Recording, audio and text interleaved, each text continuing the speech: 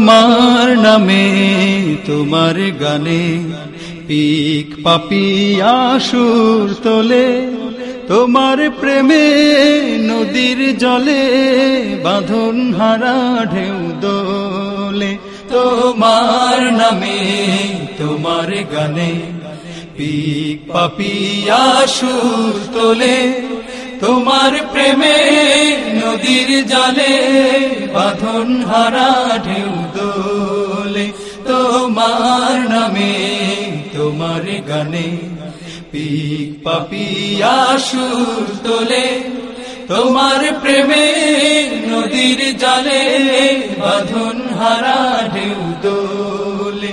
তোমার নামে তোমার গানে সূর্যি মামা রাঙায় ভুবন, মিষ্টি রোদের চুম দিয়ে জেগে ওঠে ভোরের পাখি সেই সে খোদা। আসসালামু আলাইকুম ওয়া রাহমাতুল্লাহ। আলহামদুলিল্লাহ নাহমাদুহু ওয়া নাস্তাঈনুহু ওয়া নাস্তাগফিরুহু ওয়া নু'মিনু বিহি ওয়া নাতাওয়াক্কালু আলাইহি ونعوذ بالله من شرور أنفسنا ومن سيئات أعمالنا، من يهده الله فلا مضل له ومن يضلله فلا هادي له، ونشهد أن لا إله إلا الله وحده لا شريك له، ونشهد أن سيدنا وسندنا وحبيبنا وحبيب ربنا ومولانا محمد وعلى آله وأصحابه وسلم الذي أرسل إلى الناس كافة بشيرا ونذيرا وداعيا إلى الله بإذنه وسراجا منيرا. أما بعد فأعوذ بالله من الشيطان الرجيم. بسم الله الرحمن الرحيم. والشمس وضحاها والقمر إذا تلاها والنهار إذا جلاها والليل إذا يغشاها والسماء وما بناها والأرض وما طحاها ونفس وما سواها فألهمها فجورها وتقواها قد أفلح من زكاها وقد خاب من دساها. كذبت ثمود بطغواها إذ انبعث أشقاها فقال لهم رسول الله ناقة الله وسقياها فكذبوه فعقروها فدمدم عليهم ربهم بذنبهم فسواها ولا يخاف عقباها. صدق الله العظيم. وقال النبي صلى الله عليه وسلم تركت فيكم أمرين لن تضلوا ما تمسكتم بهما كتاب الله وسنة رسوله وصدق رسوله النبي الكريم ونحن على ذلك لمن الشاهدين والشاكرين والحمد لله رب العالمين اللهم صل على محمد وعلى آل محمد كما صليت على إبراهيم وعلى آل إبراهيم إنك حميد مجيد اللهم بارك على محمد وعلى آل محمد كما باركت على إبراهيم وعلى آل إبراهيم إنك حميد مجيد কিয়ারিয়া টিনর যুব সংঘের উদ্যোগে আয়োজিত তাফসীরুল কুরআন মাহফিলের সম্মানিত সভাপতি জনাব মোহাম্মদ মনিরুজ্জামান বাদশা মেম্বার সাহেব, আজকের এই সম্মেলনের সম্মানিত প্রধান অতিথি জনাব হাজী মোহাম্মদ সালাহউদ্দিন সাহেব, আজকের এই মাহফিলের সম্মানিত উদ্বোধক জনাব মোহাম্মদ শামসুদ্দিন মিয়া সাহেব, আরও দাওয়াতি মেহমান আছেন অনেকেই। বিশেষ করে আলোচনা করে গেছেন আমার পূর্বে হযরত মাওলানা শামসুল ইসলাম জমিরি সাহেব দামাত বারাকাতুহুল আলিয়া। আরও উপস্থিত জাতির শ্রেষ্ঠ সন্তান ওলামায়ে কেরাম, মুরব্বিয়ানে আযম, সর্বস্তরের মুসলমান ভাইয়েরা, পর্দার আড়াল থেকে আলোচনা শুনছেন মুসলমান মা ও বোনেরা, আল্লাহ পাক রব্বুল আলামিনের দরবারে অন্তরের অন্তঃস্থল থেকে শুকরিয়া আদায় করি, যিনি আমাদেরকে সকল প্রতিকূলতার ভিতর থেকেও উদ্ধার করে কোরআন হাদিসের এক পরিবেশে বসার তৌফিক দান করেছেন। এই জন্য সকলেই বলি আলহামদুলিল্লাহ। প্রিয় উপস্থিতি, আমার আলোচ্য বিষয় আপনারা পোস্টারে দেখেছেন, সূরাতুশ শামস আমাকে বিষয় দেওয়া হয়েছে। এই বিষয়কে সামনে রেখে সূরাতুশ শামস আমি তিলাওয়াত করেছি। হুজুরে পাক সাল্লাল্লাহু আলাইহি ওয়াসাল্লামের অসংখ্য হাদিস থেকে একখানা হাদিস তিলাওয়াত করেছি। এই সূরা এবং হাদিসকে সামনে রেখে আমি কিছু আলোচনা করব, আপনারা মনোযোগের সাথে শুনবেন। আল্লাহ তাআলা যেন আজকের এই আলোচনা থেকে আমাদের উভয় দলকে আমলের তৌফিক দান করেন। প্রিয় উপস্থিতি, যুগে যুগে আল্লাহ পাক রব্বুল আলামিন অসংখ্য অগণিত নবী রাসূল দুনিয়ার জমিনে পাঠিয়েছেন। নবী রাসূলের একটাই কাজ ছিল আল্লাহ ভোলা মানুষদেরকে আল্লাহ চিনায় দেওয়া, পথ হারা মানুষদেরকে পথ দেখায়া দেওয়া। কিসের পথ? যেই পথে চলতে চলতে চলতে চলতে যেই রাস্তার মাথাটা গিয়ে জান্নাতের দরজায় লাগছে।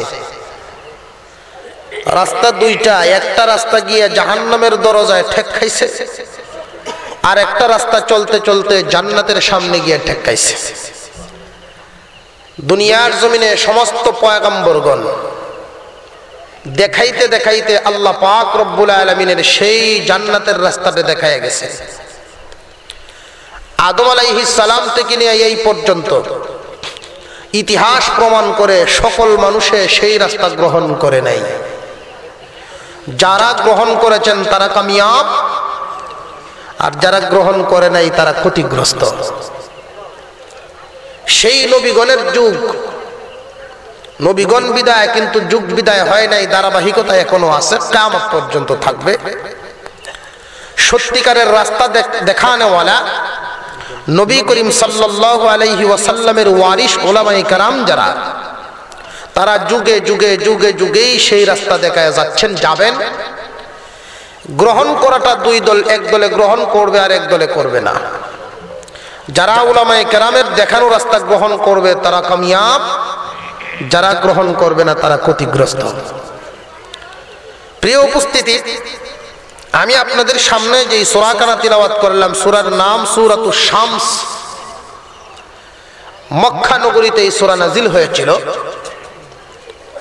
হুজুর আকরাম সাল্লাল্লাহু আলাইহি ওয়াসাল্লামের উপরে মক্কাতে নাজিল হয়েছিল। মানুষদের সামনে হুজুর যখন কালিমার দাওয়াত দেন, নবীজি তো কালিমার দাওয়াত দিচ্ছেন, কোনো বাদশাহী চান নাই, কোনো রাজত্ব চান নাই, ধন সম্পদ চান নাই, সমাজের নেতৃত্ব চান নাই। শুধু চেয়েছেন কি আল্লাহ ভোলা মানুষদেরকে আল্লাহ চিনায় দেওয়া।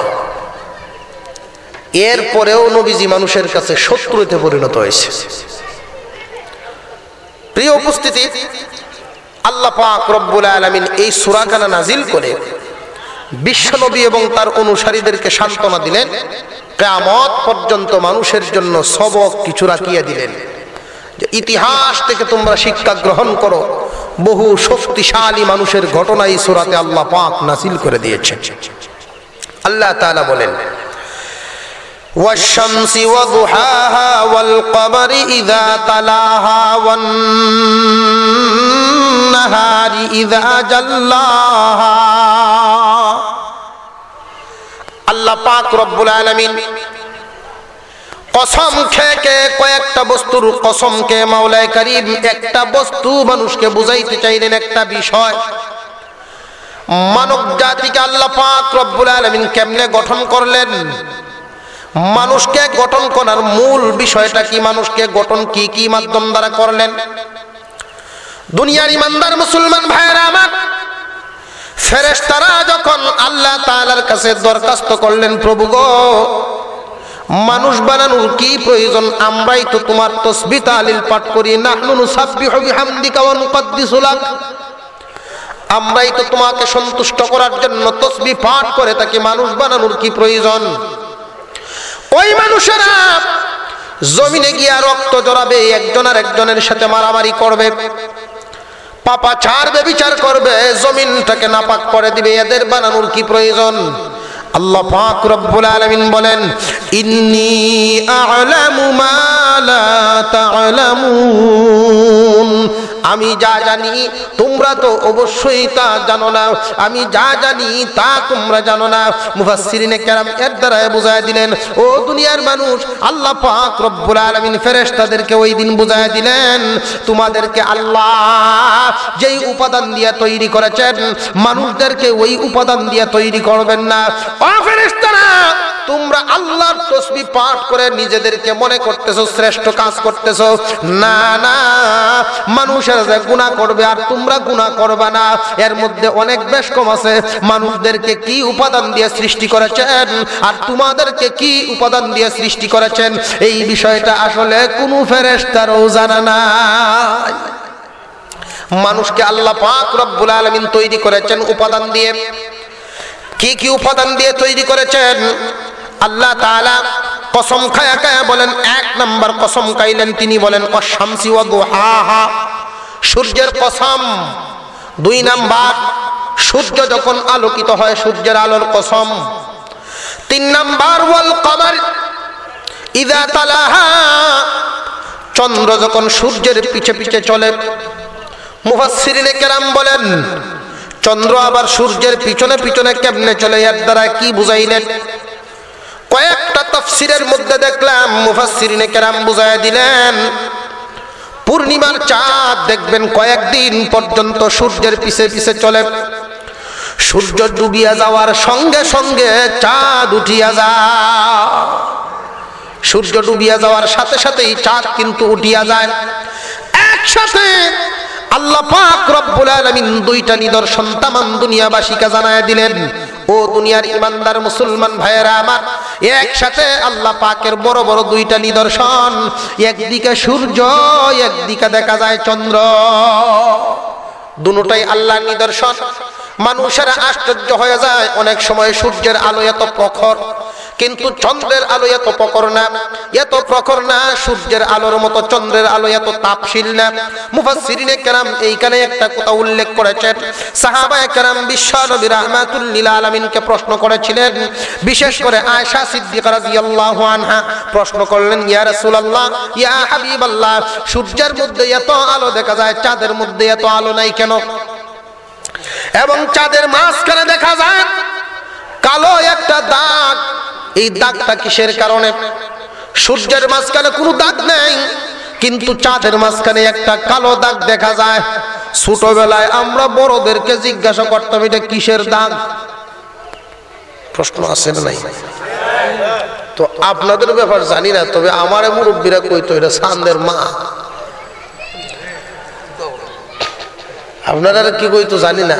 আবার কেউ বলতো আগে গরম দিনে গ্রীষ্মকালে যে কি জানি সুতার মতো উঠতো বাতাসের সাথে, আর এগুলো ধরে ধরে বুড়ি সুতা কাটে। উনি নাকি চাঁদের মধ্যে বসে বসে সুতা কাটে আর ওইখান থেকে ছাড়ে, আর দুনিয়ার মানুষ এগুলো দেখে। যার যেমন মন চায় তা বলতো। এই চন্দ্রের মাঝখানে বৈশা বসে এই বুড়ি এই কাজ করে। বুড়ির কি দুনিয়া তার কোনো জায়গা নাই? এখন দেখলাম কিতাবের মধ্যে লেখা আল্লাহ পাক রব্বুল আলামিন চাঁদ এবং সূর্যকে সমান শক্তি দিয়ে তৈরি করেছিলেন। আরো আস্তে কোন সুবহানাল্লাহ। চাঁদ এবং সূর্যকে একসাথে সমান শক্তি দিয়ে তৈরি করেছিলেন।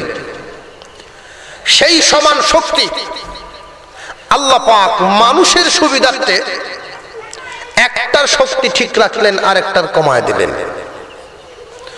দিনের সূর্যের আলো ঠিক রাখলেন, রাতের চাঁদের আলো কমায় ড্রিম লাইট বানায় দিছে।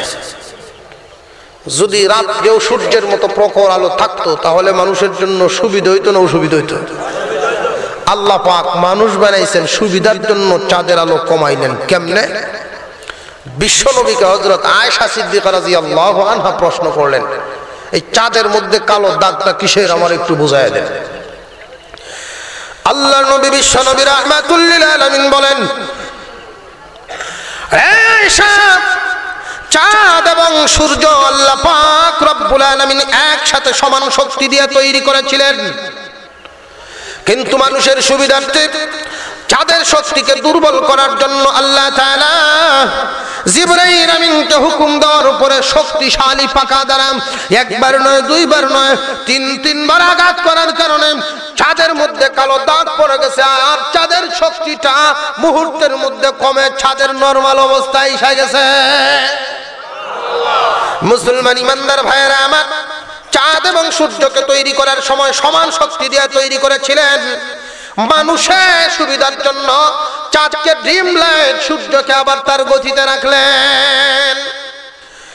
সূর্যের পিছনে পিছনে চাঁদ চলে, এটার কসম আল্লাহ পাক রব্বুল আলামিন খাইলেন। এরপরের কসম খাইলেন, ওয়ান নাহারি ইযা জাল্লাহা। আল্লাহ পাক রব্বুল আলামিন তামাম দুনিয়াবাসীকে কসম খায়া বুঝায় দিলেন দিনের কসম। এবং দিন যখন আলো দেয়, দিন যখন আলোকিত হয় সেই আলোর কসম। এরপরে ওয়াল্লাইলি ইযা ইয়াগশাহা, রাতের কসম। এবং সেই সময়ের কসম যখন নাকি সূর্যকে তারায় দিয়া তামাম দুনিয়াকে অন্ধকারে ছায়া দেয়। আল্লাহ পাকের কত কঠিন কঠিন নিদর্শন। এরপরেও যদি নাস্তিক বেঈমান যারা আল্লাহ মানে না, এদের জন্য সবক, ও দুনিয়াবাসী, কোন মানুষের কি ক্ষমতা আছে একটা দিনকে ছোট করা, একটা রাতকে বড় করা, লম্বা করা? কোন মানুষের ক্ষমতা আছে? একমাত্র কার ক্ষমতা? আল্লাহ পাকের সুবহানাহু তাআলা। আল্লাহ সুবহানাহু তাআলা রাতকে কোনো সময় ছোট করেন, আবার দিনকে কোনো সময় ছোট করেন। আল্লাহ পাক কোরআনের এক আয়াতের মধ্যে বলেন, তুলিজুল লাইলা ফিন নাহারি ওয়া তুলিজুন নাহারা ফিল লাইলি, তুলিজুল লাইলা ফিন নাহারি ওয়া তুলিজুন নাহারা ফিল লাইলি ওয়া তুখরিজুল হাইয়া মিনাল মাইয়িতি ওয়া তুখরিজুল মাইয়িতা মিনাল হাইয়ি ওয়া তারযুকু মান তাশাউ বিগাইরি হিসাব। আল্লাহ পাক রব্বুল আলামিন বুঝায় দিলেন, ও দুনিয়ার ইমানদার মুসলমান ভাইয়েরা আমার, আল্লাহ তাআলা বুঝায় দিলেন, দুনিয়ার মানুষেরা, তোমরা আল্লাহ চিনো না, খুঁজিয়া বেড়াও, সৃষ্টিকর্তা বিশ্বাস করতে তোমাদের কষ্ট হয়। ও দুনিয়ার মানুষ, পৃথিবীর জমিনে দেখবেন জুতাগুলো দেখলেই মানুষটা কত বড় বোঝা যায়, ঠিক না ঠিক? জুতা দেখলেই বোঝা যায় জুতার মালিক কত বড় হয়। ও মানুষ, আলামত দেখিয়া তোমরা সব বুঝো, আর আমার আলামত গুলো দেখিয়া কি আমাকে তোমরা চিনো না?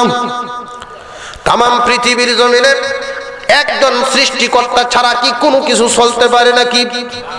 ও দুনিয়ার মানুষ, অনেক মানুষ এই দাবি করে না না দুনিয়া এমনি এমনি হইছে। আসলে কি দুনিয়া এমনি এমনি হওয়ার বিষয় নেই। আল্লাহ তাআলা অবশ্যই অবশ্যই সব কিছু করেনওয়ালা। দুনিয়ার মানুষেরা আল্লাহ পাক রব্বুল আলামিন বলেন, তুলিজুল লাইলা ফিন নাহারি ওয়া তুলিজুল নাহারা ফিল লাইলি। কখনো রাতকে দিনের ভিতরে ঢুকায়া দেন, আবার দিনকে কখনো রাতের ভিতরে ঢুকায়া দেন। ও দুনিয়ার মানুষ, যখন দেখবার রাত লম্বা হয়ে গেছে বুঝবা দিনের ভিতরে, দিন রাতের ভিতরে আয়া ঢুকলো, দিন রাতের ভিতরে ঢুইকা রাতটাকে লম্বা করিয়া রাতে পরিণত করে দিয়েছে। আবার কোন সময় এই রাতটা গিয়ে দিনের ভিতরে ঢুকিয়ে পড়ে, ঢুকিয়া যাওয়ার কারণে সূর্য তাকে আলোকিত করিয়া দেয়, যে কারণে এই রাত খাটো হইয়া দিন লম্বা হইয়া যায়। একমাত্র মাওলার ক্ষমতা, দুনিয়ার মানুষের নিয়ন্ত্রণ করার ক্ষমতা না। আল্লাহ পাক রব্বুল আলামিন ওয়াস সামাই ওয়া মা বানাহা, আসমানের কসম খাইলেন এবং আসমান সৃষ্টির কসম খাইলেন। ও দুনিয়ার ইমানদার মুসলমান, আসমানের কসম, আসমান সৃষ্টির কসম। আসমান তো ভাই একটা নয় দুইটা নয়, আসমান মোট হইল 7টা। আসমান কয়টা? একটা নয় দুইটা নয়, আসমান হলো 7টা। এক একটা আসমানের অবস্থা কেমন জানেননি? একটা মাঠের মধ্যে, একটা মাঠের মাঝখানে যদি একটা বল থাকে, মাঠে আর বলে যেই পরিমাণ ব্যবধান, প্রথম আসমান আর দ্বিতীয় আসমানে একটার চাইতে আর একটা সেই পরিমাণ ব্যবধান। যত উপরের দিকে উঠতে থাকবেন ততই হবে এমন অবস্থা, যত উপরের দিকে উঠতে থাকবেন ততই হবে এমন অবস্থা। এই অবস্থায় আল্লাহ তাআলা আসমান যে বানালেন 7টা আসমান, একটা নয় দুইটা নয়, 7টা আসমান আল্লাহ তাআলা বানালেন। আল্লাযী খালাকা সাবআ সামাওয়াতিন তিবাকা। আল্লাহ বলেন, ও দুনিয়াবাসী, একটা নয় দুইটা নয়, আমি 7টা আসমান মজবুত করিয়া করিয়া বানাইলাম। মজবুত বলতে কেমন মজবুত? জমিন থেকে আসমান যেই পরিমাণ ফাঁকা আছে 500 বছরের রাস্তা, আসমানটাও পুরো হইল এই পরিমাণ 500 বছরের রাস্তা। আমাদের মাথার উপরে একটা আসমান, আল্লাহ পাক রব্বুল আলামিন এই আসমান বানালেন স্থির পানি দ্বারা। মহান আল্লাহ পাক স্থির পানি দ্বারা এই আসমান বানালেন। দ্বিতীয় আসমানকে আল্লাহ তাআলা বানালেন লোহা দ্বারা। তৃতীয় আসমানটা মাওলায় বানালেন তামা দ্বারা। চতুর্থ আসমান বানাইলেন রূপা দ্বারা। পঞ্চম আসমান আল্লাহ পাক রব্বুল আলামিন বানালেন স্বর্ণ দ্বারা। সপ্তম আসমান, ষষ্ঠ আসমানটা তিনি বানায় দিলেন ইয়াকুত পাথর দ্বারা। সপ্তম আসমানটা তিনি নূরের পাথর দ্বারা বানালেন। কন্যা সুবহানাল্লাহ। প্রথম আসমানটা তিনি স্থির পানি দ্বারা, দ্বিতীয় আসমান লোহা দ্বারা, তৃতীয় আসমান তামা দ্বারা, চতুর্থ আসমান রূপার দ্বারা, পঞ্চম আসমান স্বর্ণ দ্বারা, ষষ্ঠ আসমান ইয়াকুত দ্বারা, সপ্তম আসমান বড় বড় নূরের পাথর দ্বারা। একটা নয় দুইটা নয়, আল্লাহ তাআলা একটার চাইতে বড় আরেকটা, আরেকটার চাইতে বড় আরেকটা, আরেকটার চাইতে বড় আরেকটা, এইভাবে আল্লাহ পাক রব্বুল আলামিন খুঁটি ছাড়া, কোন রকমের কুঠি ছাড়াই কুঠিবিহীন অবস্থায় 7টা আসমান বানাইছে।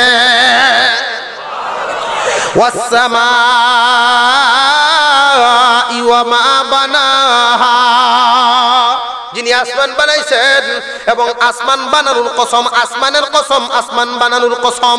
ও দুনিয়ার মানুষেরা, এরপরের কসম তো মাওলায়ে কারীম বলেন, ওয়াল আরদি ওয়া মা তাহাহা। ও দুনিয়ার মানুষ, তোমাদের মাওলা তোমাদের জন্য জমিন বানাইলেন এবং এই জমিনকে তিনি আবার বিছায়া দিলেন। জমিন বানাইলেন, জমিনটাকে বিছাইলেন কেমন করে? মাওলায়ে কারীম বলেন, তোমাদের উপযোগী করে বিছালাম। আল্লাযী, যিনি আল্লাহ তাআলা, আল্লাহ পাক রব্বুল আলামিন নিজের পরিচয় দিয়া বলেন, ও মক্কাবাসী, তোমরা লক্ষ্য করে দেখো। পয়গম্বরকে বুঝায় দিলেন, আপনি জানায় দিন, যারা আমাকে মানতে রাজি না, তারা উটের উপরে সওয়ার হয়ে আমাকে অস্বীকার করে। একটা উটের উপরে বসলো, উটের উপরে বসিয়া কিন্তু আল্লাহকে অস্বীকার করে। আমার মাওলা বিশ্ব নবীকে বলেন, যারা আমাকে অস্বীকার করে এই মুহূর্তে আপনি তাদেরকে জিজ্ঞাসা করেন তারা কি ওয়া ইলাল ইবিলি কাইফা খুলিকাত, তারা কি এই উটের দিকে লক্ষ্য করে না যে উটের উপরে তারা বসা, ওই উটটার দিকে তাকায় দেখে তাহলে আমাকে খুঁজে পাবে। সুবহানাল্লাহ। দুনিয়ার ইমানদার মুসলমান ভাইরা আমার, উটের দিকে লক্ষ্য করলে আল্লাহ পাওয়া যায় কেমনে জানেননি? মাওলানা কারীম বলেন, জমিনটাকে শুধু তোমাদের জন্য বিছায়া দিলাম তা নয়, জমিন তোমাদের উপযোগী করে বিছালাম। আমি এমন শক্তও করি নাই যাতে করে তোমরা খুঁড়াখুড়ি করতে, মাটি খুঁড়লে তোমাদের কষ্ট হবে, এমন নরমও করি নাই যাতে তোমাদের চলাফেরা করতে কষ্ট হবে। তোমাদের উপযোগী করে যে জায়গায় নরমের দরকার নরম করলাম, যে জায়গায় শক্ত করার দরকার আমি মাওলানা সেই জায়গায় শক্ত করলাম। ইমানদার মুসলমান ভাইয়েরা আমার, আল্লাহ তাআলা বিশ্ব নবীকে প্রশ্ন করেন, এই জমিনকে যে বিছায়া দিলাম আপনি এদেরকে প্রশ্ন করুন। ওয়াল আরদি ওয়া মা তাহাহা, আল্লাহ পাক জমিনের কসম খাইলেন এবং জমিনের বিছানোটার কসম খাইলেন।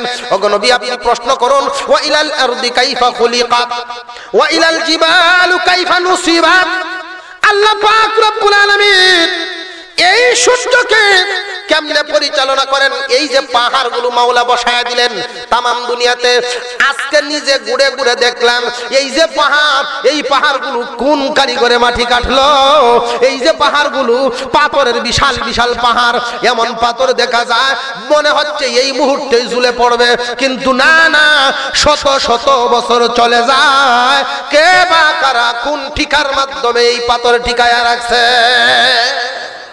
মুসলমান ইমানদার ভাইরা আমার, মানুষের সুবিধার জন্য জায়গায় জায়গায় মাওলানা কারীম সূর্য চন্দ্র পরিচালনা করছেন, আসমান ঝুলায় রাখছেন, জমিনকে মানুষের সুবিধার জন্য বিছায়া দিলেন। এরপরে আল্লাহ পাক রব্বুল আলামিন বিশ্ব নবীকে বলেন, এদেরকে জিজ্ঞাসা করুন ওয়া ইলাল ইবিলি কাইফা খুলিকাত, ওরা কি ওই উটের দিকে তাকায় দেখে না উটকে আমি কেমনে তৈরি করলাম? উট কিন্তু অনেক উঁচা প্রাণী, কিন্তু আল্লাহ পাক মানুষের একেবারে সুবিধার জন্য করে দিয়েছেন। উটটা প্রাণীগতভাবে গঠনগতভাবে যত বড়, এমন কিন্তু উশৃঙ্খল নয়। উটের শরীরে যদিও এত শক্তি, কিন্তু অত্যন্ত মালিককে মাননেওয়ালা প্রাণী। এবং আল্লাহ তাআলা অন্যান্য প্রাণীর মতো করে উটকে বানান নাই, উটকে মাওলানা কারীম তৈরি করেছেন। প্রত্যেকটা প্রাণীর কিন্তু হাঁটু থাকে একটা। হাঁটু কয়টা? প্রতিটা পায়ে হাঁটু থাকে একটা, গরুর হাঁটু একটা, কুকুরের হাঁটু একটা, ছাগলের হাঁটু একটা, বাঘের হাঁটু একটা, সমস্ত প্রাণীর হাঁটু থাকবে একটা। মানুষের ব্যবহারের সুবিধার জন্য প্রত্যেকটা উটকে মাওলানা কারীম যতন করে সুন্দরভাবে দুইটা করে হাঁটু দিয়া দিলেন। প্রত্যেকটা উটকে তৈরি করেছেন দুই হাত বিশিষ্ট। যে সময় বসার কারণে দেখবেন উটগুলো দুইটা ভাঙা দেয়, একটা সামনের দিকে একটা পিছনের দিকে, যাতে উটটা একবারে নিচা হয়ে যায়, মানুষ সুবিধা মতো উটের উপরে উঠতে পারে। এরপরে এই উটগুলো মাওলানা কারীম বিশেষ করে মরুভূমির দেশে মানুষের ব্যবহারের জন্য পাঠায় দিলেন। আল্লাহ পাক রব্বুল আলামিন প্রশ্ন করেন, ওগো নবী আপনি এদেরকে জিজ্ঞাসা করুন এই উটকে আমি কেমনে বিশেষ পদ্ধতিতে এদের জন্য তৈরি করলাম। হাজার হাজার মাইল মরুভূমি পার হবে, কোথায় পাবে পানি? এই প্রাণীকে পানি পান করানোর জন্য কিছুই তো পাবে না ওরা। এই প্রাণীটা আমি এমন উপযুক্ত করে এদের জন্য বানালাম, গলার নিচ অংশটা, উটের গলার নিচ অংশে মাওলানা কারীম এমন একটা ট্যাঙ্কির ব্যবস্থা করে দিয়েছেন, কুদরতি ট্যাঙ্কি, একাধারে 15 দিনের পানি সে রিজার্ভ করে রাখতে পারে।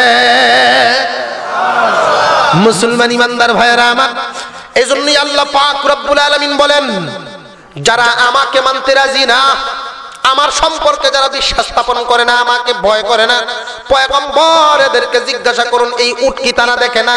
এক নাম্বার, ওয়া ইলাল ইবিলি কাইফা খুলিকাত ওয়া ইলাল জিবালি কাইফা নুসিবাত ওয়া ইলাস সামাই কাইফা রুফিআত ওয়া ইলাল আরদি কাইফা সুতিহাত ফাযাক্কির ইন্নামা আনতা মুযাক্কির। ও পয়গম্বর, আপনি শুধু একজন বক্তা, শুধু ওয়াজ করতে থাকেন, মানা না মানা তাদের ব্যাপার। যারা মানবে তারা সফল কাম, আর যারা মানবে না তারা বিফল। কসম কায়া কায়া আল্লাহ পাক রব্বুল আলামিন নিজের নফসের কথা বলেন, ওয়া নাফসি ওয়া মা সাওয়াহা। প্রথম বলেন ওয়া নাফসি ওয়া মা সাওয়াহা, নফস তৈরি করলেন, ওয়া মা সাওয়াহা যিনি একাকার করে দিলেন। নফস তৈরি করেছেন আগে, এরপরে তিনি একাকার করেছেন। একটা মানুষকে তিনি কেমনে তৈরি করলেন?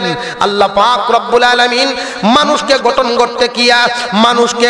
করতে গিয়া 33 প্রকারের মাটি লাগাইলেন। কয় প্রকারের মাটি?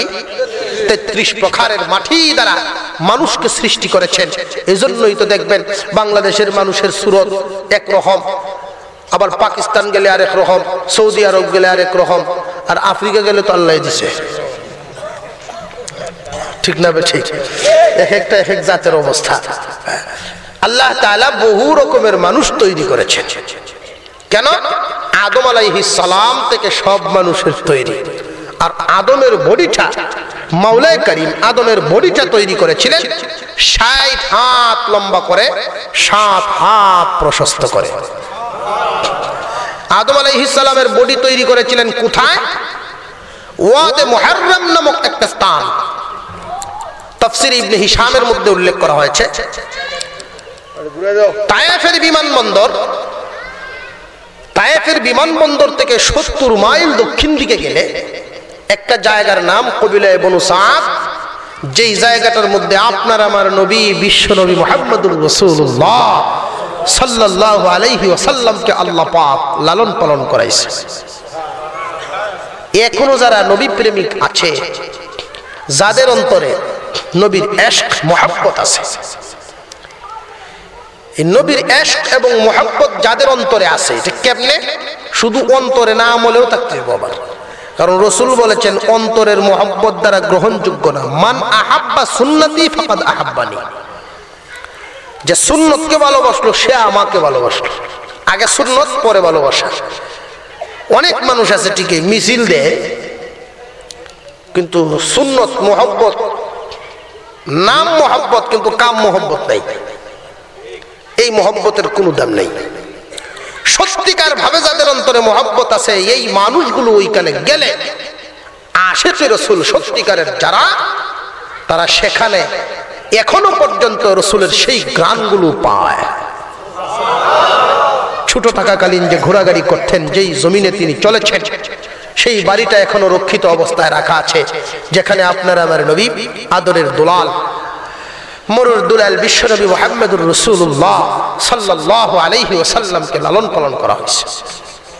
ওই বাড়ি থেকে 9 মাইল পশ্চিম দক্ষিণ কর্নারে গেলে একটা জায়গার নাম ওয়াদে মুহাররম, কেউ বলেছেন ওয়াদে নোমান। ওই জায়গাটার মধ্যে আদম আলাইহিস সালামকে সর্বপ্রথম তৈরি করা হয়েছিল। সেখান থেকে বডিটা তৈরি করে সর্বপ্রথম যখন আল্লাহর কাছে নেওয়া হলো, আল্লাহ পাক বলেন আমার আদম আমি পছন্দ করে বানাইছি। সারা বডিটাই ফেরেশতারা বানালো। আল্লাহ বলেন সারা বডিটা তোমরা যেমনই বানাইছো, চেহারাটা আমার কাছে আনো। আল্লাহ তাআলা আদমের সেই চেহারাটাকে নাকটা এইভাবে একটু টিপা দিয়ে একটু উঠায় দিলেন, মাথাটাকে একটু ঠিক করে দিলেন, কানগুলো সুন্দর মতো বসায় দিলেন, কণ্ঠনালী পর্যন্ত সুন্দর করে লাগায় দিলেন। যে কারণে দেখবেন কণ্ঠনালীর উপর থেকে নিয়ে তামাম দুনিয়া জুড়ে আদম থেকে নিয়ে কিয়ামত পর্যন্ত যত মানুষ পৃথিবীতে আসবে, একজনের সাথে আরেকজনের হুবহু কণ্ঠ থেকে নিয়ে পুরো উপরটার কোনো মিল পাবেন না। আল্লাহ পাক নিজ কুদরতি হাতে পছন্দ করে নিজের হাতে হাত বুলাইয়া দিয়া বানাইছেন। আদম আলাইহিস সালামের কাছে এরকম কয়েকটা বৈশিষ্ট্য ছিল, যেই বৈশিষ্ট্যগুলো আর কেউ পায় নাই। এর মধ্যে একটা, হযরত আদমকে আল্লাহ পাক নিজ হাতে বানাইছেন। সুবহানাল্লাহর গতিতে বোঝা যায় রোজা রাখতেছেন আপনারা। প্রিয় উপস্থিতি, ওয়া নাফসি ওয়া মা সাওয়াহা, আল্লাহ পাক মানুষকে তৈরি করেছেন 4টা উপাদান দিয়া। কয়টা উপাদান? আরো জোরে কোন। আগুন, পানি, মাটি, বাতাস। মনে আছে নি ফেরেশতারা যে আপত্তি করছিল? আমি আপনাদেরকে আগে জিজ্ঞাসা করি, একটা নাবালেগ শিশুর সাথে যদি যুবতী একটা মেয়ে সারা রাত ঘুমায়, সকালবেলায় উঠে এই ছোট বাচ্চাটাকে কি যুবতী মেয়ে কোনো ধন্যবাদ দিবে যে তুমি আমার তো কোনো সময় শৈলা টইলা না দেখা যায় সারা রাত, তুমি তো আমাকে স্পর্শ করো নাই, তুমি নিজেকে কন্ট্রোল করে রেখেছো, আমাকে যে স্পর্শ করো নাই, আমার সতীত্ব যে তুমি হেফাজত করেছো, এই জন্য তোমাকে ধন্যবাদ। এই নাবালেক শিশুকে এরকম ধন্যবাদ কি দিবে? কারণ দিবে না এই কারণেই যে সে সতীত্বের উপর হামলা করার মতো যোগ্যতাই রাখে না, এই যোগ্যতাটাই নাই।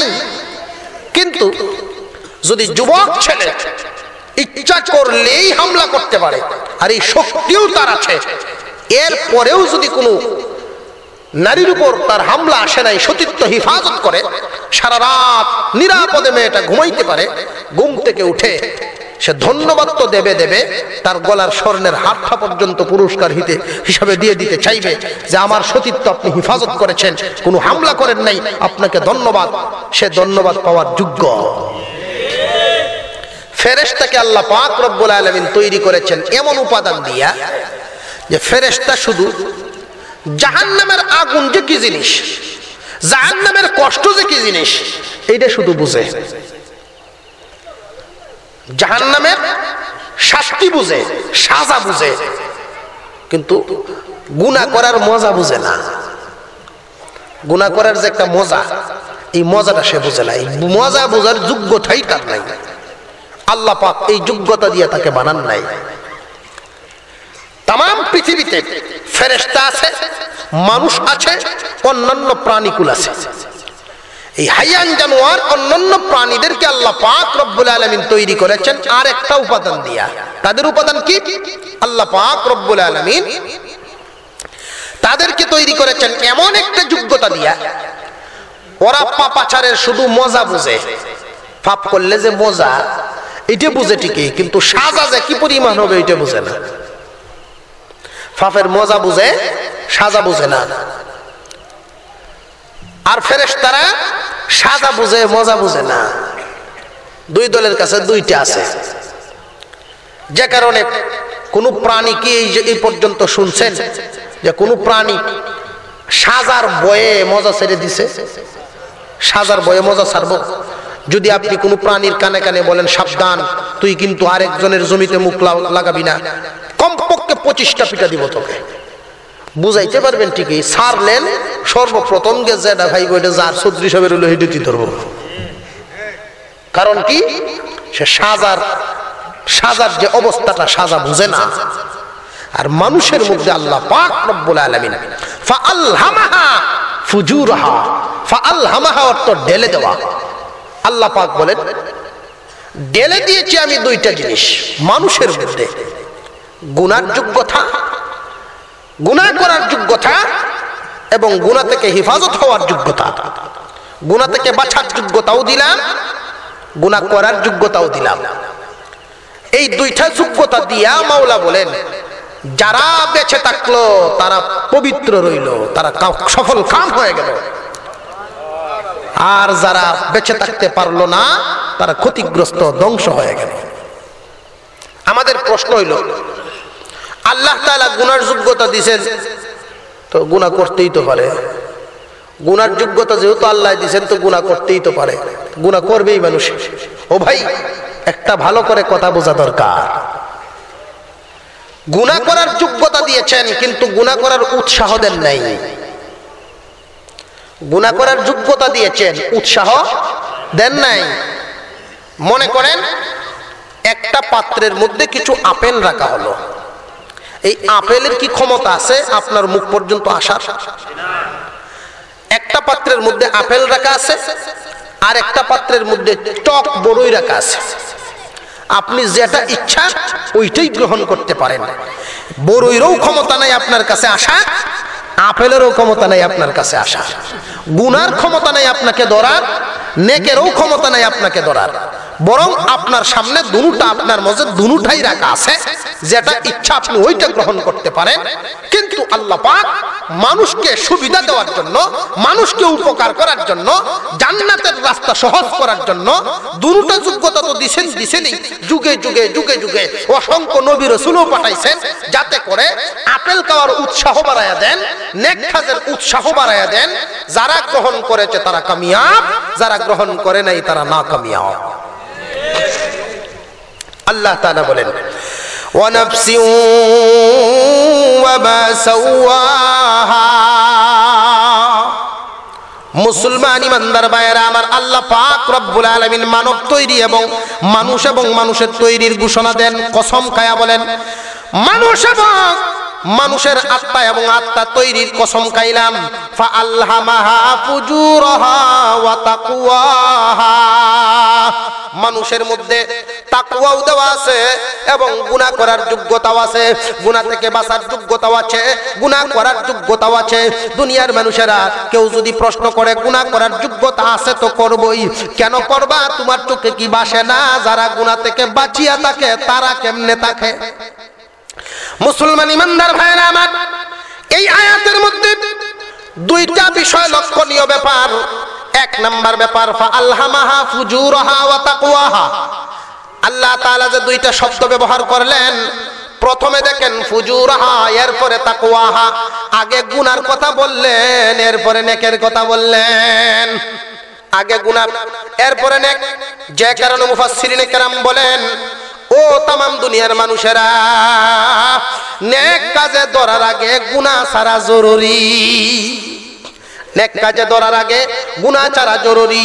গুনাহ ছাড়াটা এমন একটা দরকারি জিনিস, এই যুগের কোনো মানুষ যদি গুনাহগুলো ছাড়িয়ে দিতে পারে, কোনো মানুষ যদি আল্লাহর ভয়ে গুনাহ ছেড়ে দিতে পারে, নারী বলেন পুরুষ বলেন, নেক কাজ যেই পরিমাণই করুক না কেন, শুধু গুনাহগুলো ছাড়িয়ে দিতে পারে, সেই যুগের আব্দুল কাদের জিলানীর কাতারে নাম উঠাইয়া দেওয়া হবে। মুসলমান ইমানদার ভাইয়েরা আমার, যোগ্যতা তোমার মধ্যে দুটাই দেওয়া আছে। আরবের মানুষদের কাছে দুটাই দেওয়া ছিল। ইচ্ছা করলে তারা নবীকে গ্রহণ করবে, ইচ্ছা করে প্রত্যাখ্যান করবে। ইচ্ছা অনুযায়ী ছিল, ইচ্ছা শক্তি তাদের ভিতরে ছিল। আল্লাহ পাক রব্বুল আলামিন যুগে যুগে নবী পাঠাইছেন। যারা গ্রহণ করবে তারা জান্নাতি হবে, যারা গ্রহণ করবে না তারা জাহান্নামী হয়ে যাবে। আল্লাহর পয়গম্বরকে সেই ঘটনাগুলো শোনায় দিলেন। এমন একটা যুগ পৃথিবীর জমিনে ছিল, এমন একটা যুগ ছিল, চিন্তার কোনো কারণ নাই। যারা আপনাকে গ্রহণ করবে তারা সফল কাম, যারা আপনাকে গ্রহণ করবে না তারা কিন্তু সফল হইতে পারবে না। নবী গো, প্রত্যেকের নামে আমি যতন করিয়া একটা করে জান্নাত বানাইছি। সবার নামে একটা করে জান্নাত আছে, কিন্তু নবীদের দাওয়াত যারা গ্রহণ করবে তারা পাবে, আর যারা গ্রহণ করবে না তারা কিন্তু পাবে না। আল্লাহ তাআলা ঘোষণা দিলেন, নেক করার যোগ্যতা এবং গুনাহ করার যোগ্যতা দুটোই মানুষের ভিতরে দেওয়া আছে। এরপরে আল্লাহ পাক রব্বুল আলামিন বলেন, কদ আফলাহা মান যাক্কাহা। কাদ নিশ্চয়ই আফলাহা, সফল কাম হয়ে গেল। মান যাক্কাহা, যে তার পবিত্র আত্মাটাকে পবিত্র রাখলো, যে নাকি গুনাহ থেকে বেঁচে থাকলো, সে সফল কাম। ইচ্ছা করলেই গুনাহটা করতে পারে, এমন একটা ঘটনা আমি আপনাদের সামনে শোনায় দিই। মুসলমান ইমানদার ভাইয়েরা আমার, ইচ্ছা করলেই গুনাহ করা যায়, কিন্তু যে নাকি গুনাহ থেকে বেঁচে থাকবে, আল্লাহ রাব্বুল আলামিন তাকে এমন একটা পুরস্কার দিবেন কল্পনাও যারা করতে পারে না। এক জমিদার, এক ছেলে এক মেয়ের বাবা। মেয়ে বড়, ছেলেটা ছোট। তো একদিন মেয়ের পক্ষ থেকে প্রস্তাব দিল, বাবা বহুদিন যাবত তো আমি আন্দরমহলে থাকি, একদিনের জন্য অনুমতি দাও, আমি তোমার এলাকাটা একটু ঘুরে দেখি। তিনি বলতেছেন যে দেখো, আমার বাড়ির মেয়েরা যদি বাহিরে ঘুরে আমার মান সম্মানের হানি হয়, যে অনুমতি দিন, বাহিরে আমি পরিচয় দিব না, আমার ছোট ভাইটাকে সাথে নিয়ে যাব, ঘুরতে ঘুরতে আমি চলে আসব। মেয়েটা সুসজ্জিত হইয়া তার ছোট ভাইকে নিয়ে ঘুরতে গেল। তো ভাই তো ছোট মানুষ, পাশেই গিয়ে দেখে তার সাথী সঙ্গীরা খেলাধুলা করতেছে। বোনের কাছে বলতেছে, আপা তুমি ঘুরতে থাকো, আমি একটু খেলি এদের সাথে। ঠিক আছে, ও গেছে খেলতে আর বোন গেল ঘুরতে। ঘুরতে ঘুরতে গিয়া সে তো বেশিরভাগ সময় বাড়ির ভিতরে থাকে, রাস্তাঘাট পুরো চিনে নাই, রাস্তা হারায় ফেলছে। ছেলে খেলাধুলা করে, বোনকে যখন দেখতে পাইল না, ছোট মানুষ, সে মনে করছে আমার আপাতত পুরো রাস্তাঘাট আমার মতো চিনাই আছে। সে চলে গেছে বাড়িতে, গিয়ে দেখে তার বোন যায় নাই। আর বোন এদিক দিয়ে রাস্তা না পায়া ঘুরতে ঘুরতে ঘুরতে ঘুরতে এমন একটা জায়গায় চলে গেল, যেই জায়গায় মানুষের কোনো বসবাস নাই, শুধু বাগান আর বাগান, বাগান আর বাগান। মাগরিবের আজানের সময় হয়ে গেছে, সূর্য ডুবে গেছে, অন্ধকার নেমে আসতেছে। তো এই বাগানের ভিতরে ঢুকলো রাস্তার আশায়, পাচ্ছে না কোনো রাস্তা। হঠাৎ করে দেখা যায় মাঝখানে একটা ঘর, ছোট আকারের একটা ঘর। সন্ধ্যার পর অন্ধকার নেমে আসছে, এই ঘর থেকে একটু আলো আসতেছে। আলো দেখেই মেয়েটাই বুঝতে পারলো এখানে মানুষের বসবাস আছে। আস্তে আস্তে অগ্রসর হলো। অগ্রসর হইয়া সুসজ্জিত সুন্দরী মেয়ে অগ্রসর হইয়া দেখে জানালার ফাঁক দিয়ে দেখা যায় একটা যুবক কুরআনুল কারীম তিলাওয়াত করতেছে। মেয়েটা আস্তে আস্তে অগ্রসর হলো। যেহেতু কোরআন পড়তেছে, ছেলেটার দিল ভালো হওয়ার কথা, কারণ কোরআন পড়লে দিল ভালো থাকে। এবার যেই পড়ুক, কোরআন পড়লে দিল ভালো থাকে, যেই পড়ুক। আপনি রেত দিয়া ঘষা দিবেন, যে কোনো লোহাতে দেন, পরিষ্কার হবেই সে। কোরআনুল কারীম যে কেউ পড়ুক, তার দিল পরিষ্কার হবেই। মেয়েটা ছেলেটার অপেক্ষায় যে কোরআন পড়া পড়তেছে, কোনো সময় কি আমার দিকে তাকায় কিনা। দূরে দাঁড়ায় রইল, হঠাৎ করে তার চোখ গেল ওই দিকে। তো ছেলে তো ভয় পায় গেল রীতিমতো, যে এই অরণ্য একটা বিশাল জঙ্গল, একটা বাগান, এখানে তো এই মুহূর্তে রাতের বেলায় এত সুসজ্জিত একটা মেয়ে এভাবে দাঁড়ায় থাকার কথা না। মেয়ে নাকি কোনো জিন্নাত বা পরী হবে। ছেলেটা আস্তে আস্তে অগ্রসর হলো। কি ব্যাপার, তোমার বাড়ি কোথায়? বাবার সাথে তো আগেই তার অঙ্গীকার করা, ঠিকানা বলবে না বাইরে। সে শুধু এতটুকু বলল যে আমি একটা মুসলিম মেয়ে, আমি পথ হারায় এসে পড়ছি, আমার বাড়িঘর আছে, আমি রাস্তা হারায় ফেলছি। আজকের রাতটা অন্তত পক্ষে আমাকে একটু নিরাপদে থাকার ব্যবস্থা দেওয়া যাবে? যুবক ছেলে বলতেছে ঠিক আছে, তুমি থাকো। ঘরের ভিতরে ঢুকাইছে। ঢুকাইয়া যুবক ছেলে করছে কি, বাহির দিয়ে তালা লাগাইয়া চাবি নিয়া মোমবাতি নিয়া বাহিরে চলে গেছে। মেয়েটা ভয়ে আর ঘুমাচ্ছে না, চাবিটা তো তার হাতে, যে কোনো সময় শয়তান ধোঁকা দিলে পড়ে। মানুষের ভিতরে তো শক্তি দুটোটা আছে, শয়তানি শক্তিও আছে, রুহানি শক্তিও আছে। প্রিয় উপস্থিতি, এই দুটোটা শক্তি একটা মানুষের ভিতরে থাকে। এই শক্তি কোনটা কোন ভাবে বাড়ানো আর কোন ভাবে দমানো, এই বিষয়টা ইনশাআল্লাহ আমি লাস্টে ফিনিশিং আলোচনায় আসবে ইনশাআল্লাহ। মেয়েটা চিন্তা করতেছে, সে যদি তালাটা গুলে ভিতরে ঢুকে পড়ে, আমার সতীত্ব আর রক্ষা করা যাবে না। আর যুবক ছেলে তো ইচ্ছা করলে সারা এলাকায় কোনো মানুষের বসবাস নাই, ইচ্ছা করলেই সে গুনাহ করতে পারে, ঠিক না বেঠিক? কিন্তু যুবক নিজেকে হেফাজত করে, কাদ আফলাহা মান যাক্কাহা, নিজেকে সে পবিত্র রাখলো, সফলতার দিকে যাচ্ছে। তালা ঠালা গায়ে চাবি নিয়ে দূরে বসে আছে, মোমবাতি জ্বলছে। মেয়েটা জানালার ফাঁক দিয়ে দেখতেছে রাত গভীর হয়ে গেছে। আস্তে আস্তে শয়তান আইসা তাকে ধোঁকা দেয়, মন আস্তে আস্তে নফস গরম হওয়া শুরু হয়ে গেল। শয়তান ধোঁকা দেয়, রে যুবক, এমন সুযোগ জীবনে আর ঘটবে না। এমন একটা সুন্দরী মেয়ে তোর ঘরের ভিতরে বিশ্রাম করতেছে, এমন সুযোগ আর ঘটবে না। সারা এলাকায় কোনো সাক্ষী নাই, সারা এলাকায় বাধা দেওয়ার কেউ নাই। এমন সুযোগ তোর জীবনে আর কোনো সময় মিলতে নাও পারে। যুবক রে, এই সুযোগটা তুই হাতছাড়া করবি না। শয়তান ধোঁকা দেওয়া শুরু করলো। যুবক ছেলেটা আস্তে আস্তে চাবিটা নিয়ে যখন তালার দিকে আগাতে লাগলো, যেই মাত্র তালাটা খুলবে এই মুহূর্তেই তার মনের ভিতরে উদয় হয়ে গেল, কিয়ামতের দিন আজকে যদি আমি এই মেয়েটাকে নিরাপদে আশ্রয় দিতে না পারি, কিয়ামতের কঠিন ময়দানে আল্লাহ রাব্বুল আলামিন আমাকে আল্লাহর আরশের ছায়াতলে জায়গা দিবেন না। মুসলমান ইমানদার ভাইরা আমার, আল্লাহ পাক রব্বুল আলামিন 7 প্রকার যুবক, 7 প্রকার মুমিনকে, 7 প্রকার ব্যক্তিকে আর সে ছায়াতলে জায়গা দিবেন। এর মধ্যে এক প্রকার হলো সতী সাদিত্য, যার নাকি সতীত্ব হিফাজত করার মতো যুবক, সৎ যুবক, যে মানুষটা যৌবনকালে মাওলাকে খুশি করেছে, এমন একটা যুবককে, চরিত্রবান যুবককে আল্লাহর আরশের ছায়াতলে মাওলায় জায়গা দিবেন। মানুষটার ওই কথাটা মনে হয়ে গেল, এমনি তালা থেকে চাবিটা বাহির করেছে, কিন্তু শয়তান ধোঁকা দিচ্ছে বারবার, শয়তান তার শরীরটাকে নিয়ন্ত্রণহীন করে ফেলার চেষ্টা করছে। এমন অবস্থায় যুবক চাবিটা নিয়ে সেই মোমবাতির কাছে চলে গেল, গিয়া একটা হাতের আঙুলটা এইভাবে পোড়া শুরু করে দিল, আঙুলটা ধরে ফেলছে আগুনে, আগুনে আঙুল পোড়া শুরু হয়ে গেছে, যাতে করে মানুষের মনের অবস্থাটা চেঞ্জ হয়ে যায়, জ্বালা শুরু হয়ে যায়। গুনাহ থেকে বাঁচার জন্য আগুনের মধ্যে আঙুলটা ধরে ফেলল, আগুনটা ধরিয়া সে পোড়া শুরু করে দিল, আর বলে, রে জীবন, ও মন, তোমার আঙুলটা পুড়ে যাক, তবু দেহটা জাহান্নামের আগুন থেকে বাঁচাতে পারবে। জাহান্নামের আগুন থেকে তুমি তোমার দেহ বাঁচাতে পারবা। আঙুলটা পুড়িয়া দাও।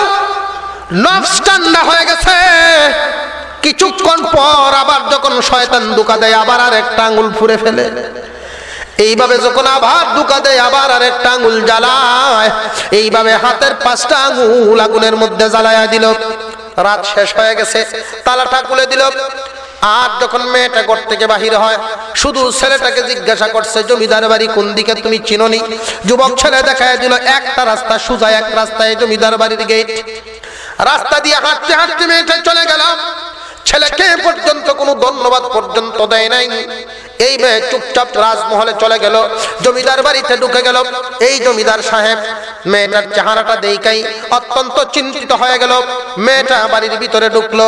মহিলা আয়েশা, মেয়ের মা জিজ্ঞাসা করলো, মাকে, মা রে, তোমার চেহারাটা মলিন কেন? কেউ কোনো খারাপ ব্যবহার করছে নাকি? কি হয়েছে তুমি আমার কাছে খুলে বলো। ও মা, বাবাকে বলো আমাদের বাড়ির দক্ষিণ দিকে একটা বাগান আছে, ওইখানে একটা ঘর আছে। বলে, হয় এই বাগান আমাদের। এই ঘরটার মধ্যে আমাদের একটা কর্মচারী যুবক থাকে, এই বাগান দেখাশোনা করার দায়িত্ব তার, গরিব মানুষ। ও মা, এই যুবককে আগে আমাদের মহলে আনো, এরপরে হিসাব নিকাশ হবে। এই যুবককে আনানো হলো। জমিদার মনে মনে ভাবলেন, বড় ধরনের কোন দুর্ঘটনা মনে হয় ঘটে গেছে। তাকে গ্রেফতার করে আনার জন্য তার বাহিনী পাঠায় দিল। সেনাবাহিনী তাকে গ্রেফতার করে নিয়ে আসলো। এমনি যুবক ছেলে সারা রাত ঘুমায় নাই। আর একটা হাত আগুনে পোড়া আহত অবস্থায়, তার দিলের ভিতরেও কষ্ট। এই মহলের মধ্যে যখন গ্রেফতার করে আনা হলো, এই মেয়েটা তার বাবাকে বলে, তোমার পরিষদের লোকদেরকে নিয়ে তুমি বসো, আমি তোমাকে প্রশ্ন করব। বাবা গো, পৃথিবীর জমিনে একটা মেয়ের সবচাইতে দামি জিনিস কি হইতে পারে? মারে, তোর প্রশ্নটা আমি বুঝতেছি না, আমারে বুঝায় বল। ও মা, একজন মানুষের কাছে সবচাইতে দামি জিনিস কি হইতে পারে? জমিদার চিন্তা করে উত্তর দিল। ছেলে বলেন, মেয়ে বলেন, পুরুষ বলেন, নারী বলেন, দুনিয়ার জমিনে সবচাইতে বড় দামি জিনিস তার সতীত্ব। সতীত্ব বিরাট বড় একটা নূর। ছেলেদের বলেন, মেয়েদের বলেন, সতীত্ব একটা নূর। কোন যুবক যদি জীবনে কোনোদিন চরিত্র নষ্ট করে নাই, কোন মেয়ে যদি কোনোদিন কোনো চরিত্র নষ্ট করে নাই, এই মানুষটা এই চরিত্র নষ্ট না করার যেই নূর, সতীত্ব হেফাজতের নূর, যুবক বলেন, যুবতী বলেন, এই নূর সাথে নিয়ে যদি আল্লাহর দরবারে নামাজে দাঁড়ায় হাত উঠায়, আল্লাহ রাব্বুল আলামিন এই সতীত্ববান মানুষটার হাতটা আর খালি হাতে ফিরাইয়া দেন না। মুসলমান ভাইয়েরা আমার, কারণ সতীত্ব এমন একটা জিনিস, নারী বলেন, পুরুষ বলেন, এটা একটা আগুন। এটা বিশাল বড় একটা মজবুত আগুন। এই আগুন যারা রক্ষা করতে পারে, আগুন যারা হেফাজত করতে পারে, মাওলা বলেন, আমি তোকে গুনাহ করার যোগ্যতা দিলাম, সুযোগ দিলাম, এরপরেও আমার ভয়ে গুনাহটা করলি না। রে নারী, তুমি তোমার সতীত্ব হেফাজত করেছ। তোমার স্বামী বিদেশে, ইচ্ছা করলে তুমি গুনাহ করতে পারো, কিন্তু করো না একমাত্র আল্লাহর ভয়ে। রে যুবক, ইচ্ছা করলেই তুমি গুনাহ করতে পারো, কিন্তু তুমি একমাত্র মাওলার ভয়ে তোমার সতীত্ব নষ্ট করো না। তোমাদের জন্য একটা বোনাস ঘোষণা দিলাম, এই সতীত্ব নামক নূর তোমার কপালের মধ্যে চমকাইতে থাকবে। কিয়ামতের কঠিন ময়দানে সতীত্ব নামক নূর কপালের মধ্যে যখন চমকাইতে থাকবে, লাইটের মতো দেখা যাবে। মাওলায়ে কারীম কুদরতি জবান দিয়া ডাকবেন, আয় রে আয়, হাসরের মাঠের এই কষ্ট তোদেরকে দেওয়া হবে না, কারণ এর চাইতে বড় কষ্ট দুনিয়াতে তোমরা বুক করিয়া ফেলিয়েছো। সতীত্ব নামক এই যে যৌবন, যৌবন দেওয়ার পরেও যৌবনের আগুন তোমাকে ধরতে পারে নাই। তুমি বিশাল মর্যাদার সাথে, বিশাল গুরুত্বের সাথে তুমি এটাকে হিফাজত করার কারণে আজকে তোমাকেও আমি কঠিন আযাব থেকে হাসরের মাঠে আমার আরশের ছায়া তলে তোমার জায়গা দিয়ে হিফাজত করব। দুনিয়াতে সতীত্ববান যুবক যুবতী যদি দোয়া করে, দোয়া ফেরত দেওয়া হয় না, আর কিয়ামতের দিন হাসরের মাঠের কষ্ট এদেরকে দেওয়া হবে না, আল্লাহর আরশের ছায়া তলে এদেরকে জায়গা দেওয়া হবে। প্রিয় উপস্থিতি, আজকের যুবকদের চরিত্র তো এমন ভাবে অহরহ নষ্ট হচ্ছে, সৎ চরিত্র পাওয়াটাই বড় কঠিন। চরিত্রবান ছেলে বালেগ হওয়ার পরে আর চরিত্রটা তার ধরে রাখা যাচ্ছে না। কেন? ইহুদি এবং খ্রিস্টানেরা মুমিন মুসলমানের দোয়া যেন কবুল না হয়, এই জায়গাতেই তারা নষ্ট করে দিচ্ছে। চরিত্র নষ্ট হয়ে গেলে দোয়া কবুল হয় না। পকেটে পকেটে পকেটে পকেটে সিনেমার হল, অশ্লীলতা ঢুকায় দিচ্ছে। মোবাইলের ভিতরে এমন কোনো অশ্লীলতা নাই, এমন কোনো অশ্লীলতা নাই যে চরিত্রটা সে ধরে রাখবে। চরিত্র ধরে রাখার কোনো ব্যবস্থা নাই। অন্যায় ভাবে তার চরিত্র নষ্ট হয়ে যাবে। লাখো কোটিতে একটা যুবক মিলানি বড় কঠিন। তাম দুনিয়াতে এখনো যারা ঠিক আছে, এমন যুবক যদি থাকে, এই যুবক সেই যুগের আব্দুল কাদের জিলানীর চাইতেও দামি হয়ে যায়। কারণ সেই যুগে গুনার ব্যবস্থা ছিল না, এই যুগে আছে। এরপরেও যদি হিফাজত করতে পারে, আল্লাহ পাক তাকে সেই দরজা দান করে দেবে। জমিদার জবাব দিলেন, ও ভাই, একজন মানুষের জীবনে পুরুষ বলো নারী বলো, চরিত্রটাই সবচাইতে দামি জিনিস। যার চরিত্র হিফাজত করার যোগ্যতা আছে, জীবনে সব হিফাজত করতে পারবে। মেয়েটা ডাক দিয়া কয়, তোমার ইন্তেকালের পরে এই জমিদারির মালিক কে হবে? জমিদার ডাক দিয়া বলেন, তুমি পাইবা 1 অংশ, তোমার ভাই পাবে 2 অংশ। তুমি পাইবা 1 অংশ, তোমার ভাই পাবে 2 অংশ। মেয়েটা ডাক দিয়া বলে, বাবা, তোমার ইন্তেকালের পরে আমার বন্টনের জমিদারি তুমি এই যুবকের নামে লিখা দাও। এই জন্যই আনলাম, আমার জমিদারির প্রয়োজন নাই, এই যুবকের নামে তুমি জমিদারিটা লিখা দিয়া দিবা। ও মা, তোমার কথাটা আমি বুঝলাম না, একটু ব্যাখ্যা করিয়া বুঝাও। যুবক ছেলেটা ডাক দিয়া বলে, ও মহারাজ, জমিদার সাহেব, আমি বুঝাইয়া বলি, আপনার এই মেয়েকে দেখে আমি চিনে ফেলেছি গো। এই মেয়ে আমার কাছে সারা রাত ছিল, হিফাজতে ছিল। আমি আমার ঘরে দরজা বন্ধ করে তারে আমি শোয়া আরাম করে ঘুমানোর জন্য ব্যবস্থা করে দিয়েছিলাম। সকালবেলায় তিনি উঠে চলে আসছেন। উনি যে আপনার মেয়ে এটা তো আমি জানি না, না জেনে আমি অচেনা মেয়ে ভাবিও তারে আমি হিফাজত করেছি। কারণ কিয়ামতের দিন আল্লাহ রাব্বুল আলামিনের দরবারে জবাব দেওয়ার কোনো ব্যবস্থা থাকবে না সেই ভয়ে। এখন মেয়েটা ডাক দিয়া কয়, বাবা গো, জমিদারি দিয়া দাও। এখন জমিদার ডাক দিয়া কয়, ও মা, বুঝে ফেলেছি তুমি এত সুন্দর ইনসাফপূর্ণ বিচার করতে চাও। ও বাবা, হ্যাঁ, কারণ আমার কাছে জমিদারির চাইতে সতীত্বের দাম অনেক বেশি। জমিদারি চলে যাক, সতীত্ব যে হিফাজত করলো, এমন যুবক কোনোদিন গরিব থাকতে পারে না, তারে জমিদারি লেখা দাও। জমিদার সাহেব বলেন, না না, শুধু জমিদারি দিলে হবে না, জমিদারির সাথে আমি এই সৎ ছেলের হাতে তোমাকে উঠায়া দিলাম। উত্তম বদলা। কেউ যদি অন্যায় পথ থেকে নিজেকে বাঁচাতে পারে, আল্লাহ পাক রব্বুল আলামিন এমন ভাবে বদলাটা দিবেন, তার চিন্তা করে পাওয়ার মতো ব্যবস্থা থাকবে না।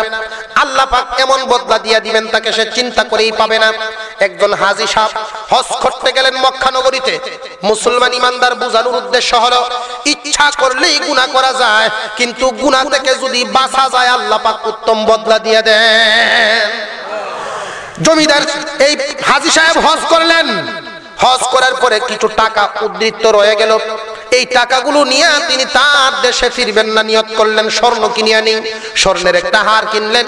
এই হারটা নিয়ে তিনি তোমার দেশে চলে যাবেন। কিন্তু বুড়া মানুষ, মুরব্বী মানুষ হওয়ার কারণে তোয়াফ করতে করতে কোন ফাঁকে জানি ওনার হারটা হারায় ফেললেন। এই স্বর্ণের হারটা আবার স্থানীয় একটা যুবক ছেলে পাইল। সেই যুবক এত গরিব মানুষ, কাজ করলে খাবার আছে, কাজ নাই তো খাবারও নাই, এমন গরিব। এমন গরিব যদি আমরার যুগের মানুষে পাইতো তাহলে মাসালা নিজেই দিল, ঠিক না? ঠিক মাসালা বাইর করলে আমি যে গরিব মানুষ কষ্ট বিষ্ট করে চলি, আল্লাহ মনে বাউ করে দিছে আমারে, মাসালা একটা বাইর করলো না, মাসালা দিল। কিন্তু যুবক ছেলে তাবুতে তাবুতে ঘোরাঘুরি শুরু করে দিছে। তো ওইখানে তো খানায় কাবার সামনে তাবুগুলো, ওই তাবুগুলো তো কেউ মিথ্যা মিথ্যা বলি হাতও বাড়াবে না। অন্য জায়গায় হইলে তো একজনের মাল আর একজনের নিয়ে যায় ভুল পরিচয় দিয়া, এমন ঘটনা ঘটে। আপনি ঘোষণা দিয়ে বাজারের মধ্যে ঘোষণা দিয়ে দিই কেন আমরা কোন পর্যায়ে এখন আছি। মসজিদে ঘোষণা দিছে, ভাই সাহেব কিছু টাকা পাওয়া গেছে, উপযুক্ত তথ্য দিয়ে নিয়ে যায় মুয়াজ্জিন সাহেবের কাছ থেকে। জোহরের সময় ঘোষণা হয়েছে, এশা পর্যন্ত 25 জনের লিস্ট গেছে, 25 জনের লিস্ট জমা হয়েছে এশা পর্যন্ত।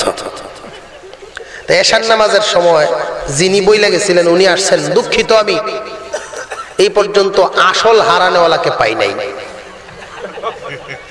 150 থেকে নিয়ে একবারে 2500 টাকা পর্যন্ত আছে, কিন্তু আমি আসলে পাইছি একটা 5 টাকার নোট। তবে আশ্চর্যের বিষয় হইল ঘোষণা তো দিছি মসজিদে, এখানে মুসল্লিরা তো নামাজে আসে, আর লিস্ট যারা দিছে তারাও নামাজি, নামাজও পড়তেছে লিস্টেও দিতেছে, আছে না নাই? এটাই বাস্তব।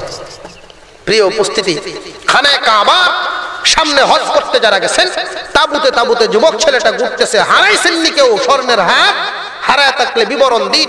আমি একটা হার পাইছি, পরের মালের বোঝা বহন করা খুব ভারী, পরের মালের বোঝা বহন করা খুব ভারী, আমি পারতেছি না, তাড়াতাড়ি ব্যবস্থা দিন। কেউ হারায় থাকলে বলুন।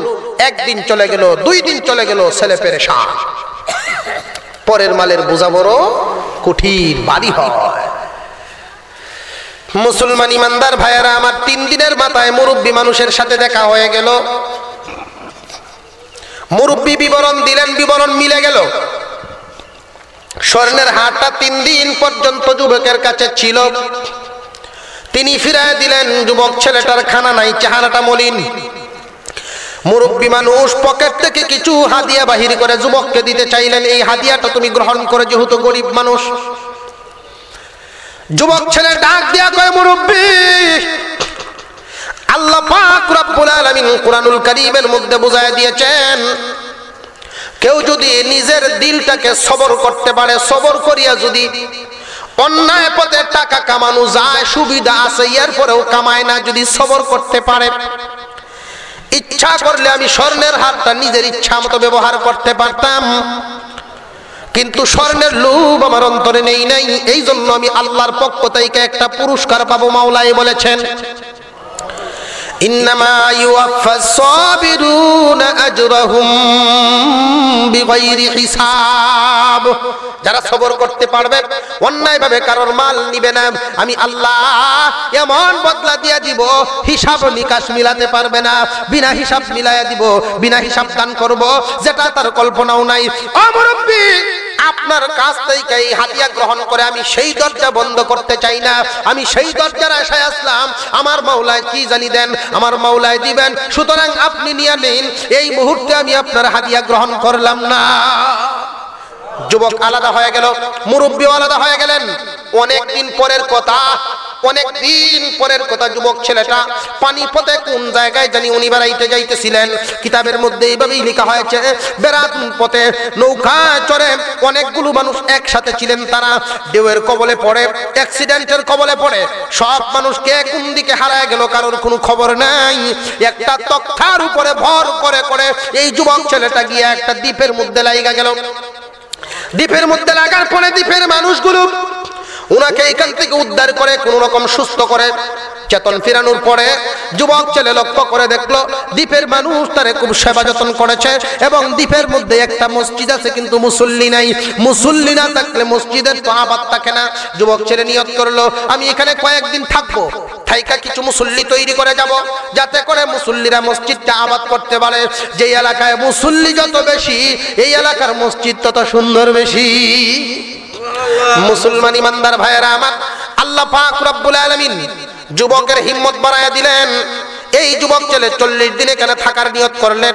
সকালবেলায় বক্তব্যে বাচ্চাদেরকে পড়ায়, বিকালবেলা মাগরিবের পরে মানুষদেরকে নামাজ শিখায় দেয়, কোনভাবে দাঁড়াতে হবে ইমাম সাহেবের মতো হইয়া পাগুলি দৌড়ে দৌড়ে শিখায় দেয়, কেমনে নিয়ত করতে হবে, কেমনে তাকবীরে তাহরিমা পড়তে হবে, হাতে দরিয়া দরিয়া দেখায়া দেখায়া এইভাবে মুসল্লি তৈরি করা শুরু করে দিলেন।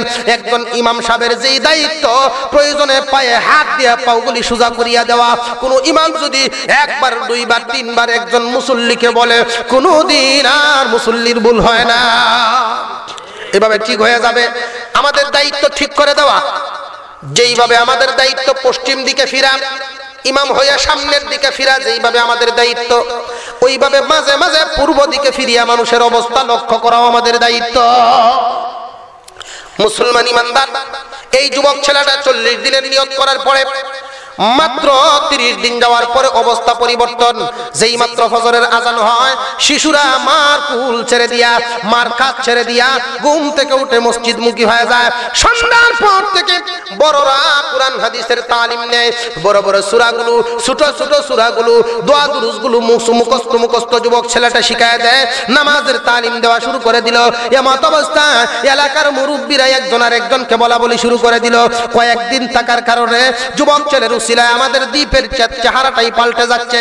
লও দেখি প্রস্তাব দেই, এই যুবককে কি স্থায়ীভাবে রাখার ব্যবস্থা করা যায় কিনা। যুবককে প্রস্তাব দিল, বাবা রে, তোমার বাড়িতে কে আছে? না না, আমার বাড়িতে কেউ নাই। তাহলে আমরা একটা মেয়ে দেখি, এখানে বিয়ে করে এখানেই থেকে যাও, তোমার উসিলায় আমার এলাকার পরিবর্তন আসবে। যুবক ছেলেটা প্রস্তাবে রাজি হয়ে তিনি একটা শর্ত দিলেন, ও চাচা জানেরা, আপনারা আমার জন্য যদি বিবি দেখেন কোনো আপত্তি নাই, কিন্তু দিনদার হওয়া হইল শর্ত। আমার জন্য দিনদার বিবি দেখবেন। আল্লাহর কি মেহেরবানি, এই দ্বীপের মধ্যে একটা দিনদার মেয়ে ছিল, যেই মেয়েটা বহুদিন যাবৎ দিনদার ছেলের অপেক্ষায় স্বামী গ্রহণ করে না। তার কাছে গিয়ে প্রস্তাব দিল, ও মা, তোমার বাবার অনেক সম্পদ, এই সম্পদের একমাত্র উত্তরাধিকারী তুমি, তোমার তো আর কেউ নাই, কিন্তু একটা দিনদার ছেলে পেয়েছি, তুমি গ্রহণ করবানি। দিনদার ছেলের কথা শুই না মেয়েটাই প্রস্তাবে রাজি হয়ে গেল। দুজনের বিবাহ বন্ধন আবদ্ধ করায় দিলেন। প্রথম রজনীতে দুইজনের দেখা, মেয়েটাই শুনছিলেন দিনদার, দিনদার বলিয়া আগ্রহের সাথে ছেলেকে গ্রহণ করলো, আর ছেলেও জেনেছে মেয়েটা দিনদার, আগ্রহের সাথে গ্রহণ হয়ে গেল। প্রথম রজনী সর্বপ্রথম যুবক ছেলেটা ঘরে ঢুকাই, পা থেকে মাথা পর্যন্ত দেখে স্বর্ণ দ্বারা সুসজ্জিত। পা থেকে মাথা পর্যন্ত তার বিবি, যেই যুবকের একটা স্বর্ণ দেওয়ার মতো এক ফুটা স্বর্ণ দেওয়ার ক্ষমতা তার নাই, সেই বিবি পা থেকে মাথা পর্যন্ত স্বর্ণ দ্বারা সুসজ্জিত। যুবক ছেলেটা আশ্চর্যের সাথে দেখতেছে। মেয়েটা ডাক দিয়া কয়, স্বামী, এলাকার মুরব্বীরা বলেছিলেন আপনি নাকি দিনদার, কিন্তু আলামতে কয় আপনি দুনিয়াদার। আমার স্বর্ণগুলো কেন দেখতেছেন? এই স্বর্ণের মালিক আমি, আপনি আমাকে দেখুন, আমি যেহেতু আপনার, স্বর্ণগুলো তো হবে আপনার। এই যুবকে ডাক দিয়া কয়, বিবি রে, এই স্বর্ণের লোভ আমার অন্তরে নাই। স্বর্ণ দেখতেছি কেন জানোনি? তোমার গলার হার আমার কেন জানি চেনা চেনা লাগতেছে। এই হারটা তুমি কোথায় পাইছো আমাকে বলো। মেয়েটা কান্না শুরু করে দিলেন। মেয়েটায় বলতেছেন, প্রাণের স্বামী, আমার বাবা বহুদিন আগে হজ করতে গিয়েছিলেন মক্কা নগরীতে। এই হারটা আমার জন্য তিনি খরিদ করেছিলেন। তওয়াফ করার ফাঁকে তিনি হারায়াও ফেলছিলেন। মক্কার গরিব একজন যুবক মানুষ, আল্লাহর ওলি মানুষ, এই যুবক স্বর্ণের হারটা পাইয়া আমার বাবাকে ফেরত দিয়েছিলেন। ফেরত দেওয়ার পরে আমার বাবা তাকে একটু হাদিয়া দিতে চেয়েছিলেন, তিনি হাদিয়া গ্রহণ করেন নাই, দোয়া চেয়ে বিদায় দিয়েছিলেন। আল্লাহর পক্ষ থেকে পাওয়ার আশা করেছিলেন।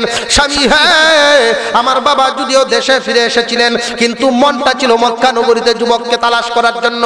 তিনি নামাজ পড়তেন, যুবকের জন্য দোয়া করতেন, কোরআন তিলাওয়াত করতেন, যুবকের জন্য দোয়া করতেন, আর মাঝে মাঝে আমার কাছে বলতেন, মা রে, মক্কা নগরী আমার থেকে অনেক দূর, যদি আমার বাড়ির কাছে হইতো তোমাকে আমি সেই যুবকের হাতে উঠায়া দিতাম।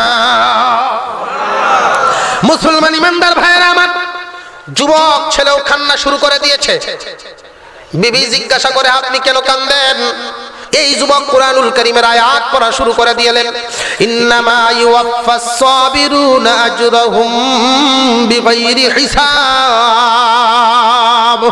সবরকারী যদি হয়, গুনাহ করার অবস্থা আছে, গুনাহ করার সুযোগ আছে, হারাম মাল খাওয়ার সুযোগ আছে ঠিকই, কিন্তু এর উপরেও খায় না। এমন ভাবে যদি কোন মানুষ অটল থাকতে পারে, নিজেকে ঠিক রাখতে পারে, আল্লাহ তাআলা যে এমন বদলা দেন এটা কোনোদিন কল্পনা করি নাই। বিবিরে, এই স্বর্ণ পানেওয়ালা আর কেউ নয়, তোমার স্বামী সেই যুবক। মুসলমান ইমানদার ভাইরা আমার, ইচ্ছা করলে একটা মানুষ গুনাহও করতে পারে, ইচ্ছা করলে একটা মানুষ সওয়াবও করতে পারে। যারা সওয়াব কামাইবে, যারা নেক কাজ করবে, নেক কাজ করবে যারা সফল কাম, আর যারা বদ কাম করবে তারা হবে বিফল কাম। মুসলমান ভাইরা আমার, আল্লাহ তাআলা আবার জাতির কথা উল্লেখ করে বলেন, এখানে একটা জাতির উদাহরণ দিলেন, কাযযাবাত সামুদ বিতাকওয়াহা। আমাদের নবীজিকে বুঝাইয়া দিলেন এমন একটা জাতির কথা। সামুদ একটা জাতি ছিল, হযরত সালেহ আলাইহিস সালাম। হযরত সালেহ আলাইহিস সালাম, শুনছেন তো সালেহ আলাইহিস সালাম নাম? যুবক বয়সে তিনি নবুয়ত পেয়েছিলেন। এই ঘটনাটা নবী আল্লাহ পাক রব্বুল আলামিন নবীজিকে জানালেন, কিয়ামত পর্যন্ত আমাদেরকে সবক হিসেবে দিয়ে দিলেন। কেন? সালেহ আলাইহিস সালাম যুবক বয়স থেকে মানুষদেরকে দাওয়াত দিতেই থাকলেন, কেউ গ্রহণ করে না। অবশেষে সেই যুগের গণ্যমান্য মুরব্বীরা চিন্তা করলো, এই সালেহ দাওয়াত বন্ধ করানো দরকার। কেমনে? যে তারে এমন কিছু প্রশ্ন করা দরকার, এমন কিছু অবান্তর কথা বলবো যে এইগুলো পূরণ করা তার দ্বারা সম্ভব না, দাওয়াত আর দিব না। ডাকাও তাকে ডাকানো হলো। ওনাকে জিজ্ঞাসা করা হলো, তুমি এমন কিছু দেখাও যেটা আমরা প্রমাণ করব, যেই বিষয়টাই প্রমাণ করবে যে তুমি সত্যিকারের নবী। আপনারা কি দেখতে চান? এই যে কাতেব নামক একটা পাহাড় আছে, তাদের বাড়ির পাশেই একটা পাথরের পাহাড়। কিসের পাহাড়? মাটির না পাথরের? মাটির চাইতে পাথর শক্ত না? এই কাতেব নামক পাহাড়, এই পাহাড়ের ভিতর থেকে হৃষ্টপুষ্ট সুন্দর একটা উটনি, এবং সেই উটনিটা হতে হবে 10 মাসের গর্ভবতী। এই পাহাড়ের ভিতর থেকে পাথর ফেটে যেন বাহির হয়, তোমার আল্লাহ কিভাবে বাইর করতে পারবো কিনা, দেখিতে পারো কিনা। তাদের ধারণা হলো সালেহ যদি এটা না পারে দাওয়াত বন্ধ হয়ে যাইব, দাওয়াত তো আর বন্ধ করার সুযোগ পাইতেছি না। এই প্রস্তাব যখন দিল সালেহ আলাইহিস সালাম, তিনি বললেন, আমার সাথে আগে অঙ্গীকার করেন, যদি আল্লাহ পাক এই নিদর্শন দেখান তাহলে ঈমান আনবেন। অঙ্গীকার করেন। তারা অঙ্গীকার করলো, ঠিক আছে ঈমান আনবো। আল্লাহর নবী সালেহ আলাইহিস সালাম 2 রাকাত নামাজ পড়ে যায়, নামাজে দাঁড়ায়া তিনি দোয়া করা শুরু করে দিলেন, প্রভু গো, ওই মানুষগুলো যদি এরপরে চিরস্থায়ী জাহান্নাম থেকে বাঁচার রাস্তা পাওয়া যায়, একটা নিয়ামত তুমি দান করে দাও, একটা নিদর্শন দিয়া দাও। জিবরাইল আমিন আসলেন, পয়গম্বর এদেরকে নিয়ে আপনি পাহাড়ের কিনারে গিয়া দাঁড়ান, আগামীকাল সকালবেলা একটু অপেক্ষা করবেন, আল্লাহ রাব্বুল আলামিন এই নিদর্শন দান করে দিবেন। পাথরের পাহাড় ফাটাইয়া গর্ভবতী একটা উটনি এইখান থেকে বাহির করবেন, আবার 10 মাসের গর্ভবতী।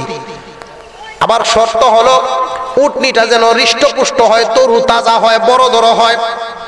আল্লাহ পাক রব্বুল আলামিন পরের দিন সকাল বেলায় এলাকার ব্যক্তিরা যখন গেল, এলাকার ব্যক্তিরা এখানে গিয়া দাঁড়ালো। যেই ব্যক্তিরা দাঁড়িয়েছিল ব্যক্তিদের বিবরণ আল্লাহ পাক রব্বুল আলামিন কোরআনের বিভিন্ন জায়গায় দিয়েছিলেন। ওই ব্যক্তিরা এমন দেহের অধিকারী ছিল, তৎকালীন সময়ে এমন দেহের অধিকারী আর কোন মানুষ ছিল না। কিয়ামত পর্যন্ত এত বড় দেহের মানুষ আর হইবে না। 18 ফুট লম্বা, 12 হাত, 12 হাতে তো 18 ফুট, 12 হাত লম্বা ছিল এদের বডিটা, 12 হাত লম্বা বডি। এত লম্বা মানুষ পুরা গোত্রের মধ্যে পুরা একটা দেশের মালিক আল্লাহ পাক এদেরকে বানিয়েছিলেন। এরা এত শক্তিশালী মানুষ ছিল। এদের কাজ ছিল কি জানেননি? পাথর কাটিয়া কাটিয়া বিল্ডিং তৈরি করে ফেলা, পাথর দ্বারা বড় বড় বিল্ডিং তৈরি করা। এজন্যই আল্লাহ রাব্বুল আলামিন পাথরের পাহাড় ফাটাইয়া উটনি বাহির করলেন। কারণ ওরা যেহেতু পাথর কাটিয়া বাড়ি তৈরি করে, পাথর কাটিয়া মূর্তি তৈরি করে, পাথর কি জিনিস এই বিষয়ে ওদের ভালো জানা আছে। এই জন্য আল্লাহ পাক পাথর ফাটায় বাহির করলেন। এদের জন্য আশ্চর্যটা বাড়ে। পরের দিন সকাল বেলায় গিয়া সালেহ আলাইহিস সালাম দাঁড়ালেন, পিছনে পিছনে ওরা দাঁড়ালো, আল্লাহর কাছে দোয়া করলেন। এমনি কিছুক্ষণের মধ্যে লক্ষ্য করে দেখলেন পাথরের মধ্যে, পাহাড়ের মধ্যে কম্পন শুরু হয়ে গেল।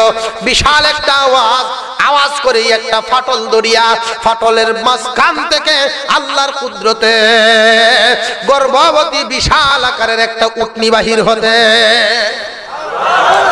উটনি একটা বাহির হতেছে। এই অবস্থায় যখন বাহির হয়ে আসলো, উটনিটাকে আর মানুষের দেইকা, এই অবস্থা দেইকা মানুষেরা একসাথে চিৎকার দিয়ে উঠলো।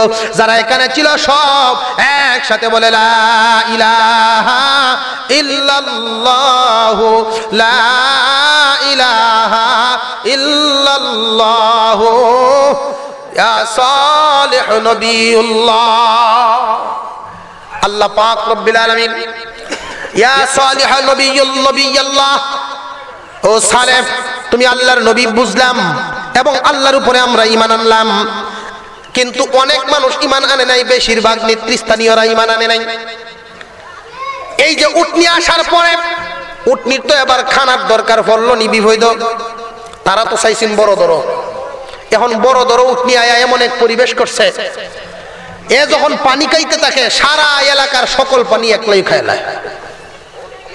অন্য মানুষের পানি খাওয়ার দরকার আছে না?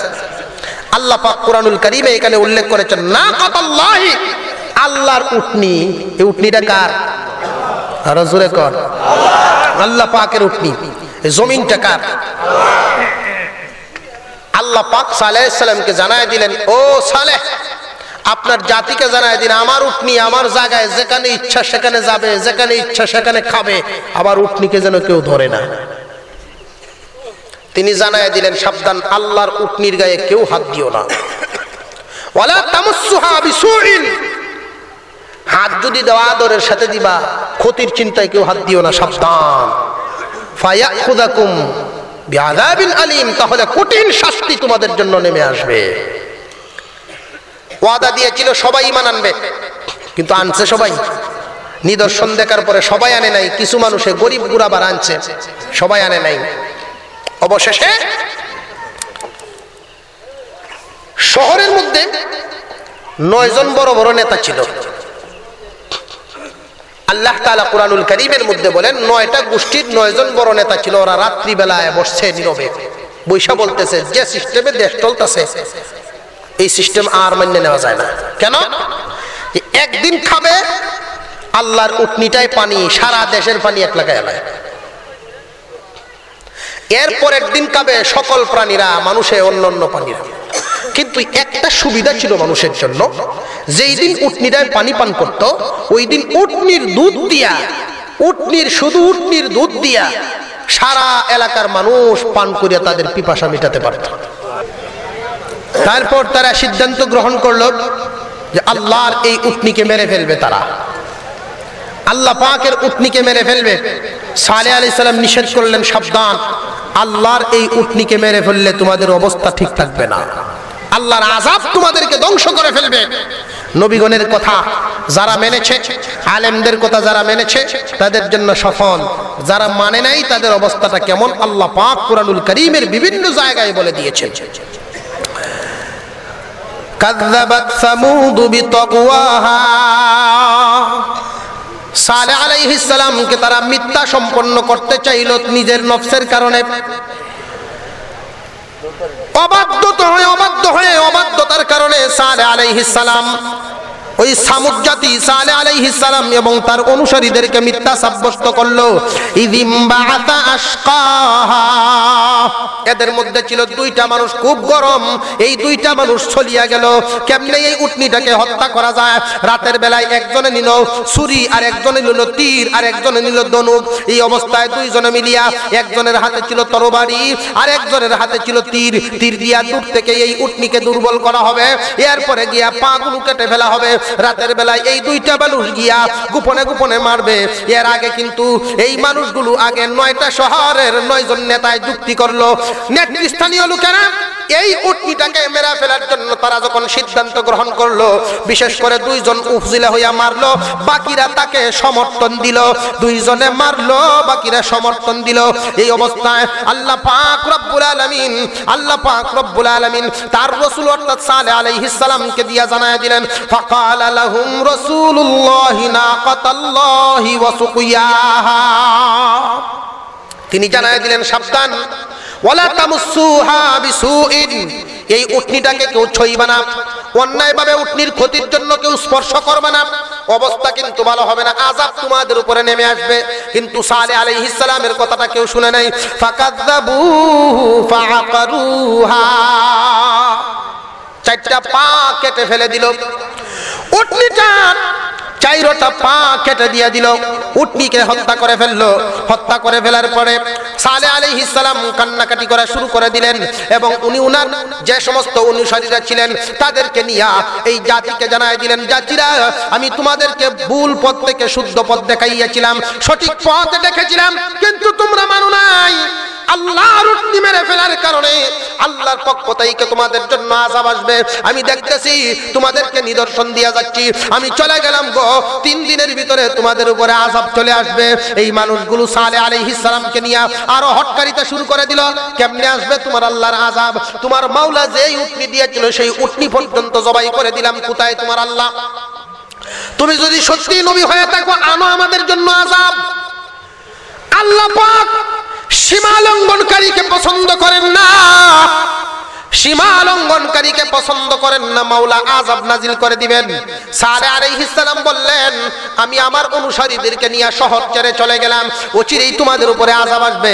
আগামী বৃহস্পতিবার সকাল বেলায় ঘুম থেকে উঠে দেখবা তোমাদের প্রত্যেকের অপরাধী যারা, প্রত্যেকের চেহারাগুলো হয়ে যাবে হলুদ বর্ণ, পরের দিন আরো কঠিন হয়ে যাবে, যদি তওবা না করো তাহলে হয়ে যাবে গাঢ় লাল বর্ণ, এর পরের দিন দেখবা এই লাল বর্ণ চেহারা থাকবে না, এটা কৃষ্ণ কালো বর্ণে পরিণত হয়ে যাবে। এমত অবস্থায় তোমাদের মৃত্যুবরণ হবে, আল্লাহ পাকের আযাব তোমাদের জন্য নেমে আসবে। এই মানুষগুলো কথাগুলো বিশ্বাস করে নাই, তারা কিন্তু শহর ছেড়ে চলে গেলেন সালেহ আলাইহিস সালাম তার অনুসারীদেরকে নিয়ে। ওই মানুষগুলো বাদ্যবাজনা বাজাইতে লাগলো। এমত অবস্থায় আল্লাহ তাআলা গুসসা হইয়া পরের দিন ঘুম থেকে উঠার পরে প্রত্যেকটা মানুষের চেহারা হলুদ বর্ণ বানায়া দিলেন। আমার বড় আশ্চর্য লাগলো, এই মানুষগুলো একজন আরেকজনের চেহারা দেখলো, আল্লাহ পাকের নিদর্শন সচক্ষে দেখার পরেও কেমনে তার হেদায়েত আসলো না? আল্লাহর নিদর্শন নিজের চোখে দেখলো, এত বড় কঠিন আযাবের সম্মুখীন হওয়ার উপরও এরা তওবা করে নাই। ইচ্ছা করলে করতে পারতো, কিন্তু ওরা তওবা করে নাই, হিংসার বশীভূত হইয়া না না সালের কথা মানবো না।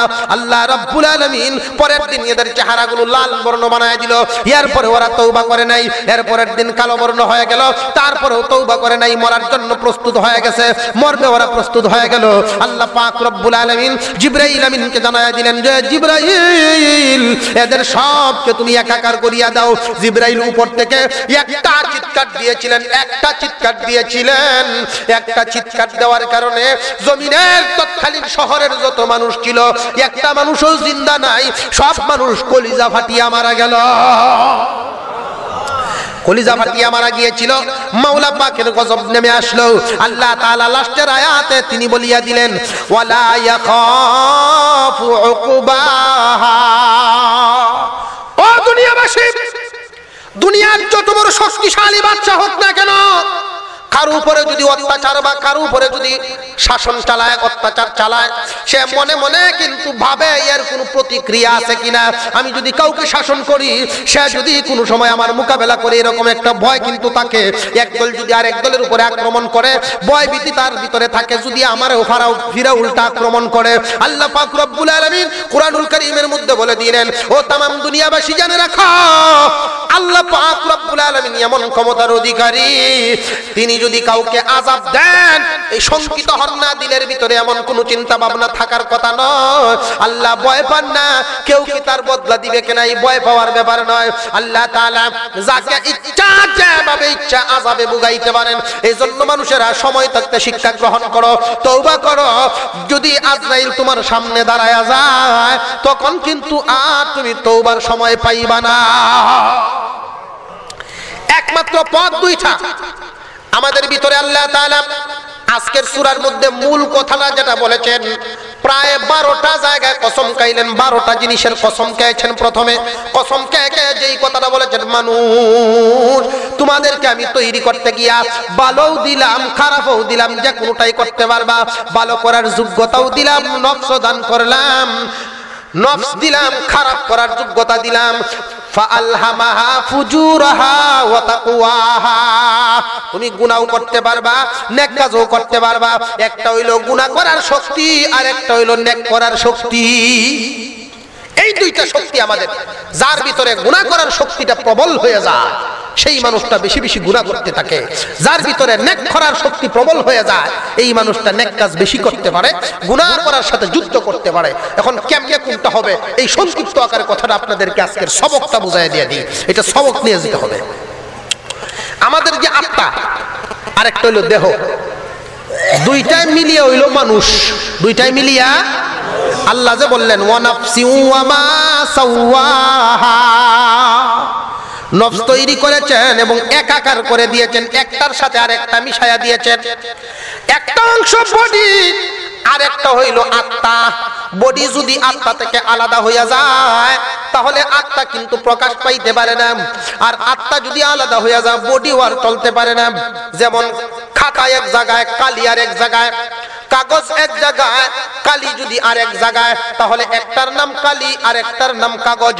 দুইটা যদি একত্রিত হইয়া যায় তাহলে একটা বইয়ে পরিণত হয়, আরেকটা নাম ধারণ করে।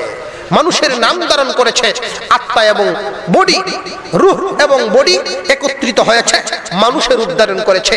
এই বডিটার কোন একটা জায়গা আপনি খুঁজিয়া দেখেন, এই আঙুলটার একটা নির্দিষ্ট নাম আছে, কপালের একটা নির্দিষ্ট নাম আছে, নাকের একটা নির্দিষ্ট নাম আছে, প্রত্যেকটা অংশের প্রত্যেকটা অঙ্গের আলাদা আলাদা নাম আছে। বলুন মানুষ কোন অংশের নাম খুঁজে পাওয়া যায়? মানুষ হলো দুইটার সংমিশ্রণে যেই বস্তুটা তৈরি হয় এটার নাম মানুষ। এই মানুষের ভিতরে গুনার যোগ্যতা আছে, নেকের যোগ্যতা আছে। গুনার যোগ্যতাটা কি? পুরা দেহ থেকেই তৈরি হয়। মাটি দিয়ে মানুষের বডি তৈরি হয়েছে, আগুন, পানি, মাটি, বাতাস দ্বারা তৈরি। আর নেক করার যেই বস্তুটা আত্মা, আত্মা নেক কাজ করবে, নেক কাজের দিকে ধাবিত করবে। এটা কিন্তু দুনিয়ার সাথে সম্পর্ক রাখে না। এটার আগমন লৌহে মাহফুজ থেকে, রুহের জগৎ থেকে আল্লাহ পাক পাঠিয়েছেন। এখন বিষয়টা বুঝেন, বডি তৈরি মাটির দ্বারা। বডি ঠিক রাখার জন্য খাদ্য তৈরি হয় জমিন থেকে, মাটি থেকে। আর আত্মা তৈরি হয়েছে আসমান থেকে, আল্লাহ পাঠিয়েছেন। এই আসমানের আত্মার খাদ্যও তিনি আসমান থেকে পাঠিয়েছেন। কথাটা ভালো করে বুঝেন। বডির খাদ্য জমিন থেকে, মাটির তৈরি, আর আত্মার খাদ্য আল্লাহর পক্ষ থেকে। আত্মার খাদ্য কি? তাসবিহ, তাহলিল, জিকির, আজকার, কোরআন তিলাওয়াত। যে যত বেশি ইবাদত করবে আত্মার খাদ্য তত বেশি হবে। শারীরিক খাদ্য ঠিক রাখার যদি ঠিক থাকে শরীর ঠিক থাকবে, আত্মার খাদ্য যদি ঠিক থাকে আত্মা শক্তিশালী হবে। অন্তত পক্ষে আপনার আত্মাটা না খাইতে না খাইতে না খাইতে না খাইতে হয়ে গেছে দুর্বল, আর শরীর খাইতে খাইতে হয়ে গেছে সবল। এই সবলে আর দুর্বলে যুদ্ধ লাগলে পরে শরীরের সাথে আত্মা পারে না, নফসের সাথে আত্মা পারে না। এই জন্য আত্মার কিছু খুরাকের দরকার। আত্মার খুরাক কি? অন্তত পক্ষে ডাল ভাত হইলেও তাকে খাওয়ানো দরকার। ডাল ভাত কি খাওয়াবেন? 5 ওয়াক্ত নামাজ। 1 নাম্বার, 5 ওয়াক্ত নামাজের পরে সকাল এবং বিকাল, সকাল এবং বিকাল কমপক্ষে 600 বার আল্লাহ পাকের তাসবিহ পাঠ করা। সুবহানাল্লাহ, আলহামদুলিল্লাহ, লা ইলাহা ইল্লাল্লাহু ওয়াল্লাহু আকবার। কত হইল? 400। সুবহানাল্লাহ 100, আলহামদুলিল্লাহ 100, লা ইলাহা ইল্লাল্লাহ 100, আল্লাহু আকবার 100। কত হইল? আরো জোরে কর। এটা কিসের? আত্মার খুরাক। কিসের খোরাক? আত্মার খোরাক। যদি আত্মাকে দেন, আত্মা খাইলো, শক্তিশালী হইল, নফসের সাথে যুদ্ধের তার হাতিয়ার জন্ম নিল। আমরা দেই না দিকে দুর্বল, গুনার সাথে মোকাবেলা করে পারি না।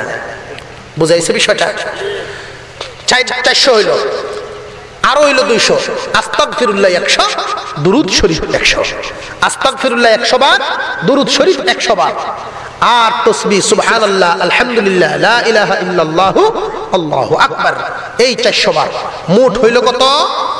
600 বার। 6 তাসবিহ সকালে পড়বেন একবার, বিকালে পড়বে একবার, 5 ওয়াক্ত নামাজ আদায় করবেন। আত্মাটা দেখবেন আস্তে আস্তে শক্তিশালী হচ্ছে।